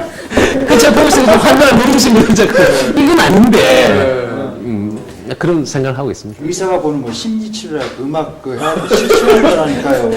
네, 그 약간은 도움이 되지만 고파도 그래야 낫는다고 하잖아요. 그럼. 자, 은경 씨. 네. 저는 존재 극대화라는 그 말이요. 네네. 좀 궁금해요. 그러니까 가장. 제 존재의 극대화라는 말, 제가 결론 부분을 썼는데요. 아까 제가 경험과 기억 파트에서 제가 한 얘기가 비슷합니다. 또 삶에 최대한 몰입해서, 열심히 살다는 의미입니다. 근데 존재란 말은 결국 소유하고 있던 반대의 의미를 저는 쓰고 있습니다. 저도 이렇게 살아보니까 아까 제가 책 욕심제가 그렇다고 얘기를 했는데요. 제가 책을 너무 좋아하다 보니까 책에 대한 소유하고 싶은 소유욕이 생기거든요.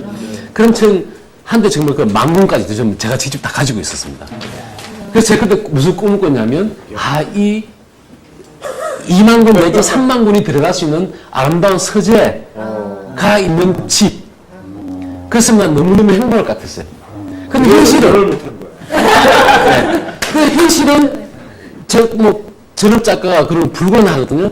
계속 이 간격 때문에 계속 불행해지는 거예요. 근데 가만히 생각해보니까 저는 지금 또 밤에 잘 때 혼자 불 끄고 탁 누우면 무슨 생각을 하냐면 내일 아침에 제가 밤에 자다가 심장마비로 그냥 내일 아침 다시는 못 일어날 수가 있거든요. 저 그럴 때마다 굉장히 무의 감정이 막 저는 시달립니다. 그러니까 허무의 감정이죠. 예. 언제든지 갈 수 있다는 것. 그런 생각을 하면 결국은 내가 책을 10,000권, 20,000권, 100,000권 가지고 있고 고대강실 궁정 같은 칩을 갖고 있다 한들 내일 아침 못 일어나면 아무 의미가 없거든요. 그렇죠. 그죠? 네. 그래서 결국은 우리가 나이가 든다는 것은 내가 인격적으로 좀 더 성숙해진다는 것이고 내가 삶을 좀 더 깊이 있게 산다는 것인데 그건 무슨 의미냐? 결국 내 것이 아닌 것은 내려놓는다는 거죠. 내려놓자. 그래서 그 책 욕심도 비우니까요. 저는 물질에 대한 욕심이 그게 별로 없거든요. 그 제가 마지막까지 못 내려놨던 게 책에 대한 욕심인데 그걸 탁 내려놓으니까 너무 행복해지는 거예요. 그러니까 지금은 그래요. 지금 제가 집에 있는 아주 책이 많았지만 다 그냥 단 한 권도 없어도 저는 오히려 가볍게 생각할 것 같아요. 왜냐면 물소유네. 그쵸. 결국은 폭력적인 물소유인데 정말로 우리가 뭐 아무것도 없이 살 수는 없지 않습니까? 그래서 저는 청소할 때도 그런 거 참 많이 느끼거든요. 제가 혼자 사는데도 가끔 이렇게 집에 청소하다 보면 왜 이렇게 쓰레기가 많이 나오는지 정말 깜짝 놀라요, 저는. 그래서 요즘은 저는 집에 카드가 찍면 정말로 필요한 게 아니면 절대로 안 들리려고 노력하고 있습니다. 그래서 제가 원하는 거냐, 텅빈, 수동승리에 사는 집처럼 텅 빈 집. 그러니까 책상 하나. 네. 책상 하나, 작은 서재, 작은 책장 하나, 그냥 뭐 옷장 하나, 이거면서도 좀 되겠구나. 그런 생각을 합니다. 그래서 존재의 극대화라는 것은 결국 소유하고자 하는 마음을 가끔 계속 내려놓고, 최소화시키잖아요. 자꾸. 그렇게 하면 정말 행복해진다는 걸 저는 느꼈습니다. 자, 이제 그 질의 때 시작하겠습니다. 편하게 뭐 궁금하신 분 편하게 질문하시죠. 네. 네네. 네. 저희 요새 그 사랑 쪽에 여기 그 집필을 하고 있는데 그래서 그 사랑에 대해서 관심이 많습니다. 아, 네. 우리 작가님께서 보시는 가장 우리 김은하 작가님이 보시는 사랑의 정의를 네. 딱 그 가장 좋게 예. 또 가장 이것이 정답인 것 같다. 정답이 없다고 하더라도 네. 작가님이 보는 그러니까 사랑의 정의가 가장 잘 돼 있는 것이 이것이다. 이렇게 한번 좀 말씀해 주시면. 네. 아마 제 책 여기 어떤 파트에 그 미셸 우일뱅 얘기하면서 그 사랑의 정의에 대해서 좀 고민을 한 부분이 있는데요. 만약 누군가 저한테 그 사랑의 정의를 내리라 그러면 저는 그렇게 내릴 것 같아요. 두 사람 간에 자유롭고 자발적이고 자유로운 연대와 결합 의지라고 저는 그렇게 볼 것 같습니다. 그래서 말 그대로 자발성이 중요하고요. 또 자유로운 선택이어야 되고 그래서 두 사람의 자유로운 그런 연대라는 의미를 썼다는 얘기는 뭐냐면 사랑은 국경도 초월하고 계급도 초월하고 신분도 초월하고 인종도 초월하고 모든 것을 초월할 수 있다는 겁니다. 그것이 저는 사랑의 위대한 힘이라고 보고요. 그래서 어떤 계산적인 그 어떤 이기적인 계산이라든가 뭐 정략이라든가 그런 거 따르지 않고 정말로 순수한 자신의 영혼의 자유와 자발성에 기초해서 모든 걸 뚫고 나갈 정도로 그런 열정의 바탕을 두는 그 연대가 저는 사랑이 아닐까 그렇게 생각합니다. 그래서 작가님 그게 현실 가능한가요? 근데 가능하죠. 예, 가능한데 위험이 많이 따르죠. 위험이 많이 따릅니다. 그 사랑에는 꼭 이분도 사랑에 대한 작가시니까 그러면 사랑은 꼭 육체적인 게 꼭 들어가야 될까요? 전 요즘 와서 그런 생각이 들기도 하더라고요. 왜냐면 그러니까 정서적 교감 있잖아요. 네. 정서적 교감을 사실 우리가 부부간에도 살다 보면은 어느 순간 정서 이렇게 대화도 좀 줄어들고 이게 꼭 어떤 뭐랄까요? 그러니까 그 플라토닉사를 말씀하시는 거예요? 네? 그걸 몰라. 그게 저는 요새는 나이를 먹으니까 자꾸 육체적인 거하고 정서적인 거하고 구분을 할 필요가 구분이 약간 요새 와서 좀 헷갈린다 그럴까 그런 생각도 들어요. 혹시 담배 무서워서 그런 거 아니 그건 아니죠. 아니 그러니까 그걸 말을 해야 되니까. 아니 그러니까 뭐냐면요. 그러니까 제가 어떤 여자를 만났을 때 그 여자하고 꼭 그렇게 관계가 없더라도 네. 그러니까 대화가 잘 통하는 사람이 있을 수 있잖아요. 네. 그러면 그것도 사랑이라고 할 수가 있는 건지 그 사람만 만나면 편해 되게. 네? 정말 내 친구, 내 남자 동창 만날 때보다 훨씬 편한 거야. 네. 그럴 때가 있잖아요. 편하게 가지고.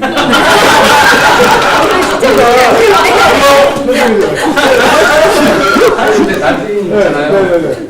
이제 그 로버트 스탠버그 원래 그 지능 지수 네. 이쪽 정서지능을 전공한 교수가 이제 정의를 해놓은 걸 보면 이제 여기서 제가 말씀드리는 것은 이 로맨틱 그러니까 네. 남자간의 어떤 그 아름다운 사랑 이것만 갖고 이제 국한해서 말씀드리면 네. 그러니까 사랑의 삼각형 이론에서 네. 친밀감이 있어야 되고 열정이 있어야 되고 냉정이 있어야 되는데 열정은 어떤 육체적인 어떤 사랑을 말씀드릴 수 있고 냉정은 이성을 이렇게 이제 충실히 좀 따르는 거고 친밀감 이런 삼각형이 이루어져야 네. 완전한 사랑 이렇게 얘기를 하면 그 스탠버그 교수의 얘기로 조금은 좀 정의가 되지 않을까. 또 질문? 네, 있으면 또. 편하게 얘기하시죠? 네네. 네. 그 아까 말씀하실 때 그 남자의 형체가 아닌 여자의 형체를 꼈으면 더 좋았을 거다 이렇게 말씀하신 거 맞죠? 네. 야, 그 이유. 저는 네. 항상 생각하는 게 내가 여자로서 살기 때문에 더 힘들게 산다 이렇게 생각을 하면서 살거든요. 그래서 그 여자의 삶을 진지하게 이렇게 생각을 해보시고 그런 생각을 하셨는지. 내가 잠재하고 정말 굉장히 찔리는 받았는데요. 아마 전 그거가 깊이 있게 생각하진 않은 것 같습니다. 그러니까 어떤 아마 제가 다음 생에 만약 태어난다면 남자 아닌 여자로 태어나고 싶다 한 이유는 그러면 좀 생각을 해보긴 해봤는데 우선 이번 생에는 남자 살아봤으니까 다른 생을 살아보고 싶다는 것도 있고요. 더 큰 이유는 사실 저는 미학적인 이유입니다. 사실 남자 여자 놓고 보면 여자 쪽 훨씬 일단 미학적으로 아름답고 또 저는 여성은 좀 미의 특권을 좀 가지고 있다고 보거든요. 예를 들면 여자분들은 좀 머리끝에서부터 발끝까지 아름답게 할 수 있는 뭐 굉장히 많은 것들 있잖아요. 뭐 화장도 아름답게 할 수 있고 뭐 구두만 하더라도 뭐 힐 종류가 벌써 몇 가지. 근데 그에 비하면 남자는 정말 할 게 없어요, 진짜. 너무 단순하고 또 정서적으로 여성들이 굉장히 훨씬 더 섬세하거든요. 감정적으로 감수성이라는 차원에서 굉장히 섬세하기 때문에 이 세계와의 만남이나 그런 그 교감을 하는 데서도 훨씬 더 남성들보다 일반적으로는 굉장히 탁월합니다. 그런 면에서 사실 굉장히 좀 부럽긴 하고요. 작가님, 그래서 저는 작가님 돈만 투자하면 돼요. 그러니까 화장품과 신발과 돈 많이 투자하면 되네요. 그래도 아마 근본적으로 남자가 이렇게 할 수 있는 좀 한계가 있다고 저는 봐요. 그래서 그런 저는 아마 그런 미학적인 이유가 제일 큰 것 같고요. 사회적인 이유, 물론 저는 한국 사회도 아직까지 굉장히 가부장적인 사회이고 남녀 평등 정도가 아직까지도 개선돼야 될 부분이 너무 많다고 봅니다. 그게 다 시정돼야 될 부분이겠죠. 그런 거는 물론 당연히 전제를 하고 어떤 생물학적인 차원에서만 봐도 저는 어쨌든 다음 생에는 그런 선택을 하고 싶다. 여성으로 많이 태어난다면 또 미학적인 거 말고 뭐 직업이랄까 어떤 방향은 어떤 걸 택하고 싶어요? 여성으로서 하는 거라면 직업으로서 여성으로 태어난다. 네. 그것도 한 번도 생각해보지. 진짜 멋진 질문을 많이 해주시네. 준비가 안 돼 있는데. 진짜 그런데 정말 그런 생각을 안 해봤네요, 진짜. 여성비를 좀 더. 여성 태어나서 가지고 사실 남자한테 좋은 남자 만나가지고 살 수도 있잖아요. 그런 길을 가실 거예요? 아니면은 어떤 본인이 정말 커리어 우먼으로 가실 거예요? 어떻게 하실 거예요? 저 커리어 우먼으로 갈 것 같아요. 커리어 우먼으로? 예. 야. 그러면은 힘들겠다. 그렇게 자꾸 질문하시면은 자살의 위험을 갖고 있다는 거예요. 이거 동경하다 보니까 빨리 죽어야 다음 생에 태어날 거 아니야. 자살 동경 때문에 안 된다는 거예요. 자, 또 질문 또 편하게. 네. 네. 네. 책이 너무 많아요. 제가 책이 너무 많은데 네. 요즘에 원페이지 북이라고 해갖고 네. 도서를 요약하는 책들이 참 많이 나오거든요. 웹을 통해서도 볼 수 있고 예. 페이퍼 책으로도 많이 나오는데요. 작가님이 생각하시기에 예. 그 책을 읽는 것을 우리가 살아가는데 어떤 사고의 폭을 넓히고 어떻게 생각할 것인가에 지혜를 주는 그 통로라고 생각을 한다면 그 원페이지 북을 읽어서라도 다양한 그 세계의 책들을 읽어가고 경험해 가는 것이 좋은지 아니면 그런 압축된 책보다는 원래의 책을 질적으로 깊이 세부적으로 심도 있게 읽는 것이 좋은지 그거에 대해서 좀 듣고 싶습니다. 사실 그 방금 질문해 주신 건 제가 꼭 하고 싶은 얘기였던 것 같습니다. 네. 책과 관련해서는. 마침 이렇게 질문을 해주셨는데요. 저는 그래요. 책을 많이 읽는 게 저는 별로 바람직하지 않다고 저는 봅니다. 저는 어떻게 보면 좋은 독서 교육을 받지 못했기 때문에 저 혼자서 그냥 막 알고 싶은 건 너무 많고 누군가 가르쳐주진 않고 어떻게 공부해야 될지 어떻게 읽어야 될지 그 가이드가 저는 없었습니다. 그러니까 저 혼자 그냥 독고다이로 그냥 제 인생을 그렇게 살았던 것처럼 공부를 저는 그렇게 해왔거든요. 근데 지금 와서 이게 많이 읽고 와서 생각해 보니까 참 너무 이렇게 빙글빙글 돌아서 왔구나. 좀 더 쉽게 갈 수 있었던 길을. 그래서 그 쉽게 가는 길은 뭐냐면 저는 많은 책 읽을 필요는 저는 없다고 봅니다. 제가 권하는 독서 방법은요. 다이제스트는 절대로 읽지 마십시오. 그러니까 시간 낭비입니다. 그런 건 읽지 마시고요. 차라리 괜찮은 책 단 한 권 읽지라도 그걸 반복해서 여러 번 읽고 또 읽고하는 저는 그 방법을 꼭 권하고 싶습니다. 예를 들면 뭐 카프카의 서재라는 책만이라도요. 이것을 한 번만 읽지 마시고 읽고 다시 한 번 더 읽고 또 세 번째 읽고 제가 좋아하는 책은요. 어떤 문학 작품 같은 게 10번 이상씩 읽었어요. 근데 참 재밌는 건 처음 읽을 때, 두 번째 읽을 때, 그리고 세 번, 네 번 읽을 때마다 느낌이 전혀 다르고 처음에 몰랐던 것을 훨씬 더 깊이 있게 알게 되고요.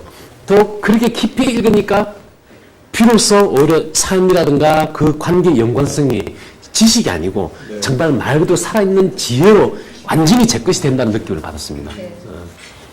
그래서 다독보다는 물론 처음에는 뭐 많이 읽는 것도 뭐 필요한 넓이도 필요하니까요.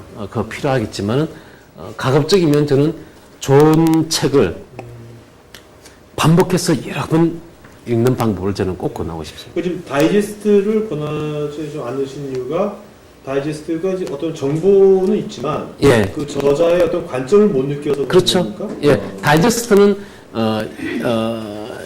예를 들면 톨스토이가 쓴 그 소설 안나 까리라는 소설이 있습니다. 요즘 보니까 서점에 가니까 3권짜리 나와 있더라고요. 또 레미제라블은 몇 권짜리입니까? 요즘 7권인가? 7권인가? 5권, 5권짜리 나와 있습니다. 혹은 뭐 프루스트의 잃어버린 시간을 찾아서라는 그런 굉장히 아름다운 소설인데 그거는 지금 그것도 7권입니다. 너무 많으니까 독자들을 위해서 한 권으로 다이제스트를 해놓습니다. 그러면 그 다이제스트 한 권을 읽으면 줄거리만 알게 되죠.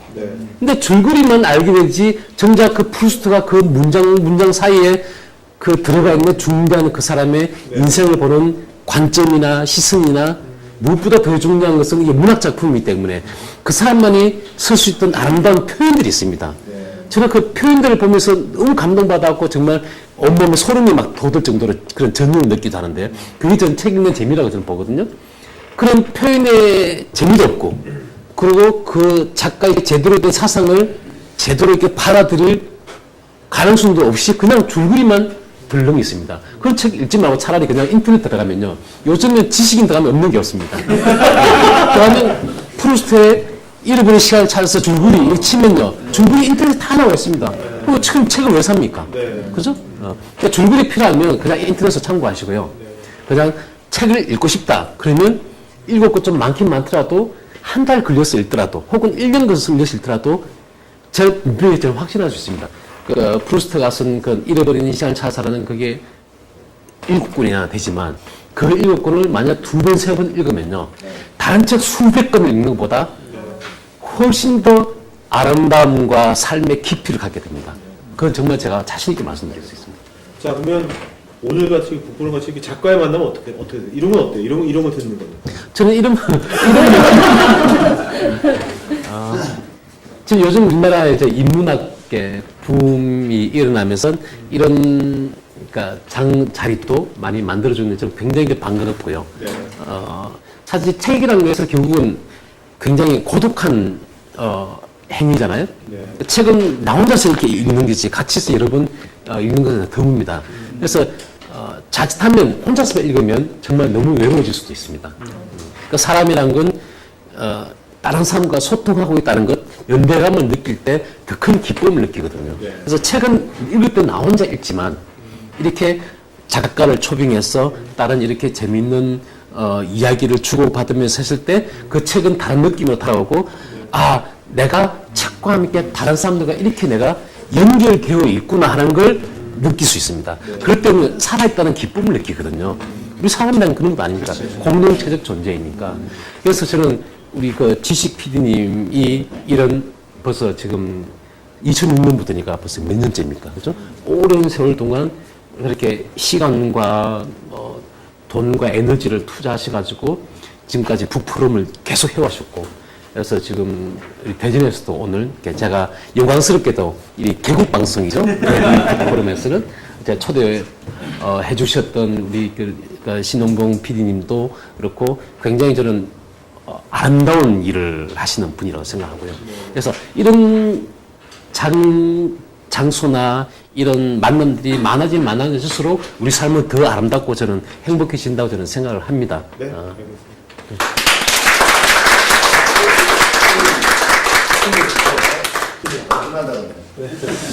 아까 뭐 사랑에 대해서 막 주저로 막 얘기를 했는데요. 이 시대에 우리가 남자 여자가 공존하잖아요. 남자 여자가 있어야 사랑을 하잖아요. 네. 이 사랑이 저는 지금 그 자본주의 사회에서 움직인다고 생각하거든요. 환경의 변화가 있으면 정말 움직입니다. 그래서 네. 아까 그 젊은 학생들은 아직 그런 사랑을 느끼지 못했기 때문에 좋은 것만 하고 부모가 말려도 아니 좋은 감정이 있으면 좀 결혼하고 일단은 뭐 결혼하고 이렇게 하잖아요. 네, 그래서 네, 뭐 그렇죠. 반대해도 네. 근데 이제 시간이 지나면서 그 현실을 벽에 느끼면서 여러 가지 애들이 그 부모님 말한 그거를 이해를 하면서 성숙되면서 후회도 많이 하잖아요.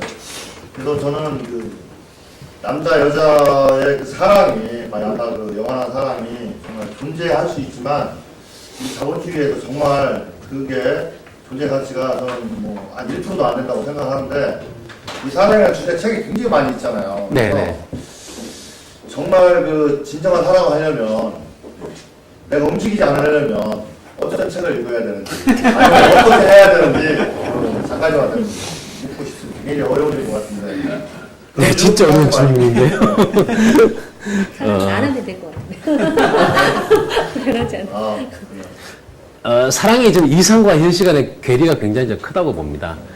누구나 다, 아까 제가 말씀드렸던 것처럼 누구나 다 그렇게 낭만적이고 아름답고 이상적인 사랑을 하고 싶지만 막상 우리는 현실 속에서 살아가고 있기 때문에 그것도 완전히 무의시하고 뭐 할 수는 없거든요.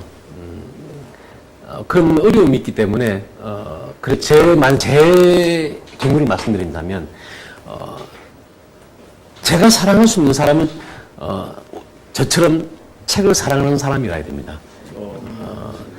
그래야지만 제가 사랑할 수 있다는 걸 제가 인생 살면서 알게 되거든요.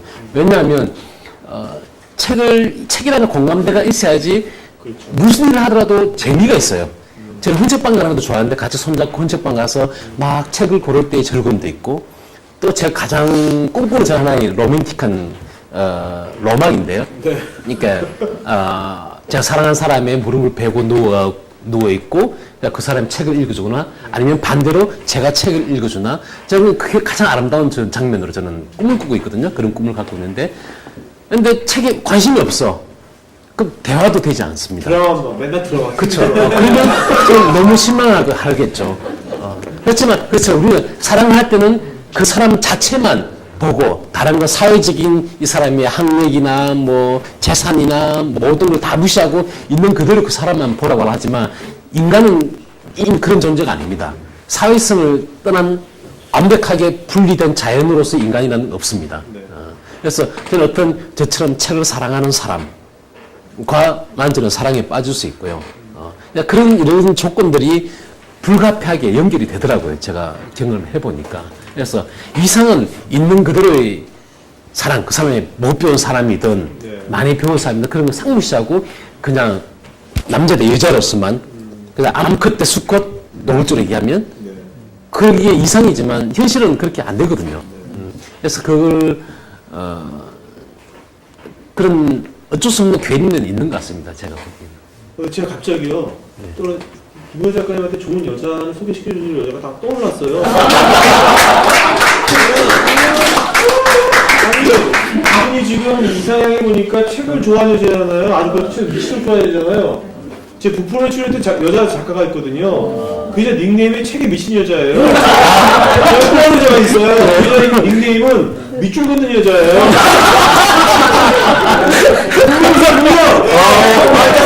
한 명은 시집간다고 했으니까 안 되겠고, 또 한 명은 아직 싱글 같은데 밑줄 긋는 여자 있거든요. 한번 제가. 네. 이런 장소에 나오니까 얼마나 좋아요. 이렇게 자연스럽게. 갑자기 떠오르는 거죠. 근데 그 피디님이 돈이 많이 해야 돼요. 책만 먹고 사냐 그러면 어떡할 거예요? 그러게요. 맞습니다. 많이 예. 모셔야겠네요. 책을 많이 내, 좋은 조절 많이 내죠. 자, 또 질문 있으신 분? 네. 하세요. 질문 없으신가요? 네. 질문. 네네네. 우리 시지프의 신화 얘기 감동적으로 잘 들었는데요. 네. 그 올라가면서 다시 떨어지고 올라가면서 떨어지고 이런 그 반복되는 무가치 속에서도 뭔가 의미를 찾아야 된다고 하는데 네. 사실 저도 이제 직장을 다니고 있는데 직장인이 사실 되게 반복적인 일이 네, 예, 예. 무의미하기도 하고 그런 생각이 많이 들거든요. 예. 근데 그렇게 직장 생활을 할 때 그런 무가치 이거 왜 해야 되냐라고 했을 때 사실 당장 때려치고 그만둘 수도 없는 거고. 그쵸. 예. 그러면은 어떻게 해야 될까요? 그렇다고, 예를 들면, 우리가 생업을 가진 직업이란 것은, 내가 이 직업을 주관적으로 굉장히 사랑해요. 그리고 이 직업을 통해서 내 생활도 보장이 돼. 그럼 이상적이죠. 그죠? 그렇지만 대부분 그런 이상적인 상태에 있지 못한 것도 현실이잖아요. 그죠? 그냥 어떻게든 생활을 해야 되니까, 월급 좀 더 많이 주는데, 혹은 좀 더 안정적인데 그래서 요즘 대부분 다 공무원 되려고 하잖아요. 그래서 내가 주관적으로 바라는 것과 내 직업이 분리가 돼갖고 직업은 말 그대로 그냥 일종의 그냥 밥벌이 직업이란 말도 있지만 말 그대로 밥벌이일 뿐이고 그죠? 그래서 내 열정과 내 애정을 투입하지 않는 그런 면에서 무관심하죠. 일에 대해서는. 그러다 보니까 이 직업 자체가 무의미한 시지프의 노동이 되어버립니다. 네. 우리 현대 한국인들이 행복하기 힘든 이유 중에 하나가 그렇습니다. 한국 사회에서 노동 강도는 OECD 국가에서 세계 최고로 높아요. 노동 시간도 길고 일은 정말 뼈 빠지게 하죠. 그럼 누가 그렇게 하고 싶어서 합니까? 그렇진 않거든요. 어떻게 해서 그냥 목구멍이 포도청이니 천하씩 먹이 살려야 되니까 어쩔 수 없이 다닙니다. 그래서 집에도 주말 되면 계속 자고 생각하면 내가 왜 이러고 살지? 내가 꼭 이러고 살아야 돼? 회의가 막 밀려오죠. 회의가 막 밀려옵니다. 그래서 그럼 그렇다고 그러면 직업을 때려치울 것이냐? 물론 때려치울 수 있습니다. 저도 그랬었거든요. 저도 문학하기 전에 다른 어떤 공직에 몇 년 동안 있었는데 그때 그 일을 하면서 사오는 뭐 여러 가지 것도 많이 있었지만 네. 그때 월급도 굉장히 많이 받고 연봉도 높았고 그래서 결국 과감하게 저는 다 던졌습니다. 왜냐하면 저한테는 단 한 번밖에 없는 내 인생이 제일 중요했고 그래서 나는 내가 하기 싫은 일을 하면서 그걸로 내 인생을 탕진하는 게 저는 도저히 용납이 안 됐거든요. 저한테는. 그래서 제가 그때도 생각했습니다. 좋다. 그때 나 신껏 살아온 게 또 실패했구나. 또 굉장히 고통스럽습니다. 그래서 제가 그때 저한테 또 마지막 기회를 준 게 내가 뭘 잘하느냐 생각해 보니까 제가 공부하고 글 쓰는 걸 좋아해요. 그래서 제가 소설가로 건너하기 6개월 전까지만 하더라도 제가 소설가로 인생을 살게 되리라고는 한 번도 생각해 본 적이 없었습니다. 제가 공부는 해왔지만, 그래서 소설을 내가 좋아하고 글 쓰는 거 좋아하니까 한번 소설을 써볼까? 그래서 소설을 쓰기 시작했고요. 그때 그 직업을 그만두고 제가 소설을 쓰기를 결심할 당시에 제가 내린 판단은 그거였습니다. 제 인생에서 추구할 만한 가치가 있는 것은 예술과 사랑밖에 없구나. 그때 몇 살이었어요? 그때 이제 30대 아주 초반이었죠. 30대 초반. 예. 그래서 이분은 보니까 30대 초반이 아닌 것 같아요. 근데 그건 이제 아마 더 젊었기 때문에 저는 그런 백장을 갈 수 있었던 것 같고요. 만약에 선생님 뭐 결혼하셔서 가정도 있고 자녀도 있고 그렇게 하면 정말 정말로 힘들 것 같아요. 정말 힘들 것 같고요. 그래서 저는 그렇게 생각합니다. 만약에 그런 지금 하고 있는 이런 단지 정말로 어떻게 보면 내 가정과 노후를 준비하기 위해 어쩔 수 없는 선택이라면 그럼 그 선택대로 그냥 받아들일 수밖에 없다고 저는 봅니다. 단지 그 외에 내가 재미있어 하는 사회적 지위라는 거였거든요. 여기서 내가 평생 회사에 다닌다면 제가 평생 사장할 수도 없잖아요. 아무리 내가 올라간다 하더라도 언젠가는 퇴직해야 됩니다. 퇴직하면 일반 시민이거든요. 그러니까 이후에 어떻게 살 것이냐? 재밌게 살아야 되잖아요. 그죠? 재밌게 살아야 돼. 그러니까 무엇이 나한테 재밌느냐? 내가 뭘 할 때 제일 재밌었느냐? 책 읽을 때 재밌을 수도 있습니다. 혹은 뭐 내가 꽃을 가꿀 때 재밌을 수도 있습니다. 혹은 내가 뭐 커피를 만들고 하는 게 너무 재밌을 수도 있습니다. 그럴수록 자기가 정말로 재밌어 하는 걸 뭔가를 만들어줘야 된다고 저는 봅니다. 그래서 직업에서 100% 만족하지 못하더라도 그런 내가 정말로 재밌는 것들을 찾았어. 그걸 하다 보면 나중에 들으면 퇴직 후에 그게 진짜 직업이 될 수도 있거든요. 이제는 평균 수명이 90년도 살 수 있으니까요. 뭐 50대 중반에 퇴직하면 앞으로 3, 40년 더 살아야 되잖아요. 그래서 저는 미리 길게 내다보고 내가 정말로 좋아하는 것, 재밌는 것을 또 다른 세컨 잡을 일찍부터 준비하는 것도 저는 괜찮다고 봅니다. 자, 그러면 이제 질문 더 없으시면 여기까지 해서 마치는 걸로 하고요. 여러분들 5월 달에 물론 이제 대전 북프로도 이제 계속 하시겠지만 이제 서울에서 여기서도 온라인 들 수 있습니다, 여러분들 생방송을. 그러니까 다시 보도 볼 수 있고 그래서 5월 달에 보면 5월 8일 날 데니송이라고 유명한 이제 로봇 곽초대 유명한 테드도 많이 나오고 유명하신 분이죠. 이분이 로봇 타입 축구를 설계하다. 5월 15일 날은 이제 북프로 300회 특집이어가지고요. 사실 제가 모시고 싶었던 분이 박원순 씨나 박경철 씨, 유시민 씨, 셋 중에 한 분을 신간이 나왔어요. 세 분 다. 그래서 모시고 싶었는데, 유시민 씨 우연히 제가 서점에서 저자 사인할 때 만나가지고, 유시민 씨가 만났는데, 이 책을 읽어보니까, 이 정치를 이제 그만뒀잖아요. 네. 이 책을 힘을 빼고 썼더라고요. 아주 솔직하게 힘을 빼서. 그 다음에 5월 20일 날은 이제 포스트 스마트폰 경제분기에서 다음 통일력 본부장님, 그 다음에 5월 19일 날은 이제 구본영 저자님이 이제 작고하셨어요. 그래서 언제 작고하셨어요? 네, 작고했습니다. 5월 19일. 네. 그래서 제가 이제 이분도 저희 북권에 출연하셨고 또 이분이 제자들 많이 배출했습니다.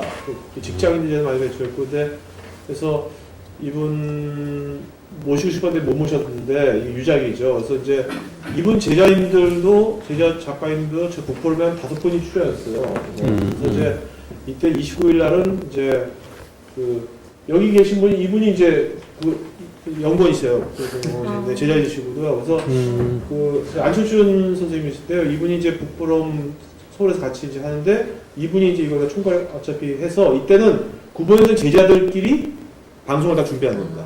해가지고 이제 구본 선생님 이제 추모 북포럼으로 이제 해드리고요. 네.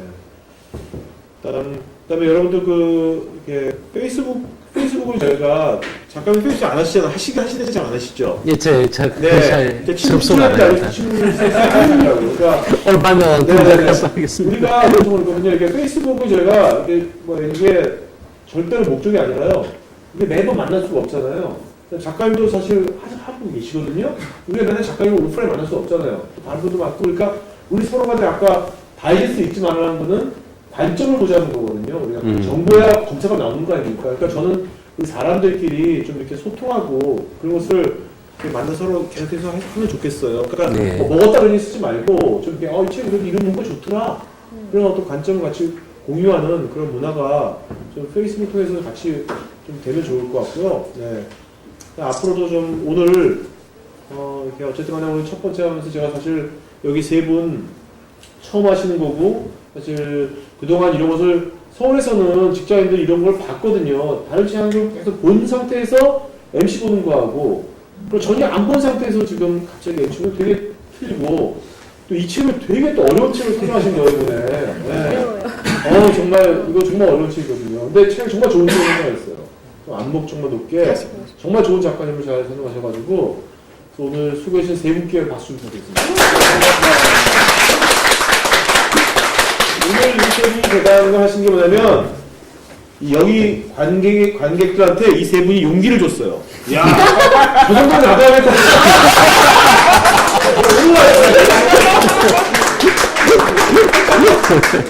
자, 그러면 저 오늘 마지막으로 작가님 오늘 마지막 한 말씀 해주시고 마시도록 하죠. 네, 오늘 대전 북포럼 인터넷 방송 개국 행사인데 제가 어떻게 처음으로 제가 제일 먼저 초대받은 걸 굉장히 감사하고 큰 영광으로 생각합니다. 그리고 사실 오면서 조금 걱정을 하긴 했거든요. 저도 그렇지만 이게 처음이니까 과연 제대로 잘 진행될 수 있을까 했는데 다행히 우리 고패딘 옆에 든든하게 옆에서 잘 이끌어 주셨고 우리 세 분 선생님도 너무 재밌게 잘 해주셨고 여기 청중분들도 좋은 질문 많이 해주셨고 그래서 너무 지금 기분이 좋고 행복합니다. 하여튼 정말 감사합니다. 네. 네.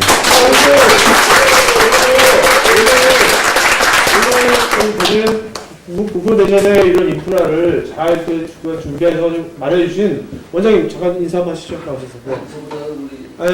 네, 시험 PD도 잠깐 나와서 인사하고, 네. 원장님도 인사 한번 하시죠. 네. 감사합니다.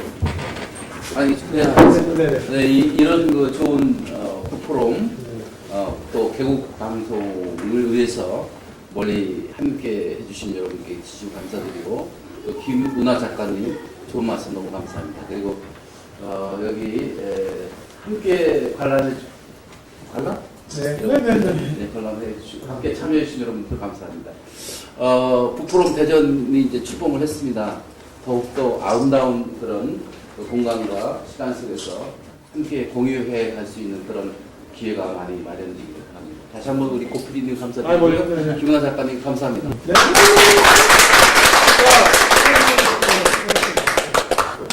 배우지 마요. 그냥 와서 하셔야 돼요. 복습하고 나오십니까?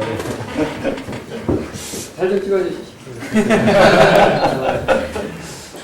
제가 대전 북포럼을 만들려고 처음 시도했던 날이 2월 6일입니다. 2월 6일. 2월 6일 해서 4월 6일 두 달 하고 26일. 그러니까 그 2월 20일 정도 되는데 그동안 굉장히 노심초사 열심히 준비하려고 했습니다. 서울도 여러 번 갔고 또 서울의 문화를 대전에 이렇게 전달하고 싶은 마음이 많았거든요. 그래서 근데 사실 좀 어려운 부분이 좀 많았습니다. 근데 이렇게 첫 방송 너무나 행복하게 잘 진행돼서 너무 좋습니다. 그래서 앞으로 쭉 이런 방송이 쭉 이어졌으면 좋겠고요.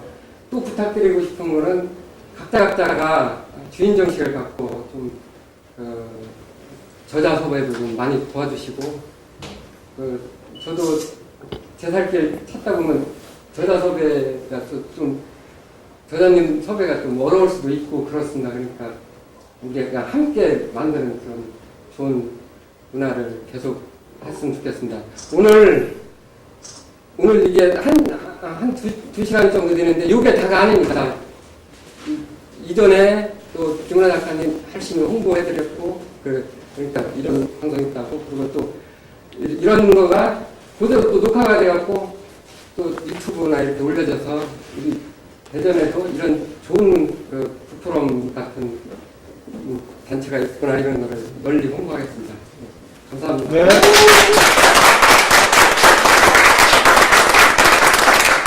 자, 그럼 전체 사진 한번 찍을까요? 네. 다시. 잠깐만요. 어디로 찍을까요? 네. 빨리 나오시죠.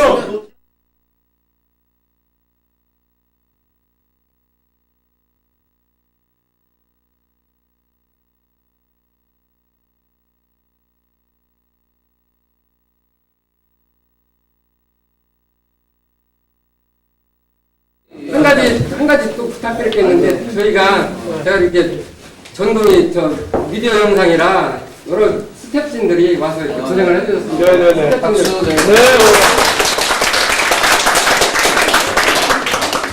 이제는 보시죠.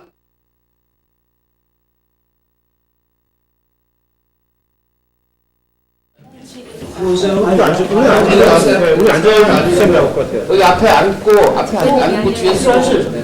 뒤로 오세요. 체를 이렇게 체를 이렇게 좀 그 뒤에 부끄러움이 핵심이거든요. 꼭 극자만. 저기 여기 오시죠. 앉으시죠. 새로 올라오세요. 새로. 어딜 봐야 되는 거예요? 어디를 봐야 되죠? 아까 지금 이제 스틸 네네네. 비디오고. 네네. 잘 보시면 일단 스틸. 네. 자, 별로 재미가 없었나 저기 봐. 예예예. 그러면 나왔는데. 싹 묻었어. 예, 자 찍겠습니다. 하나, 둘.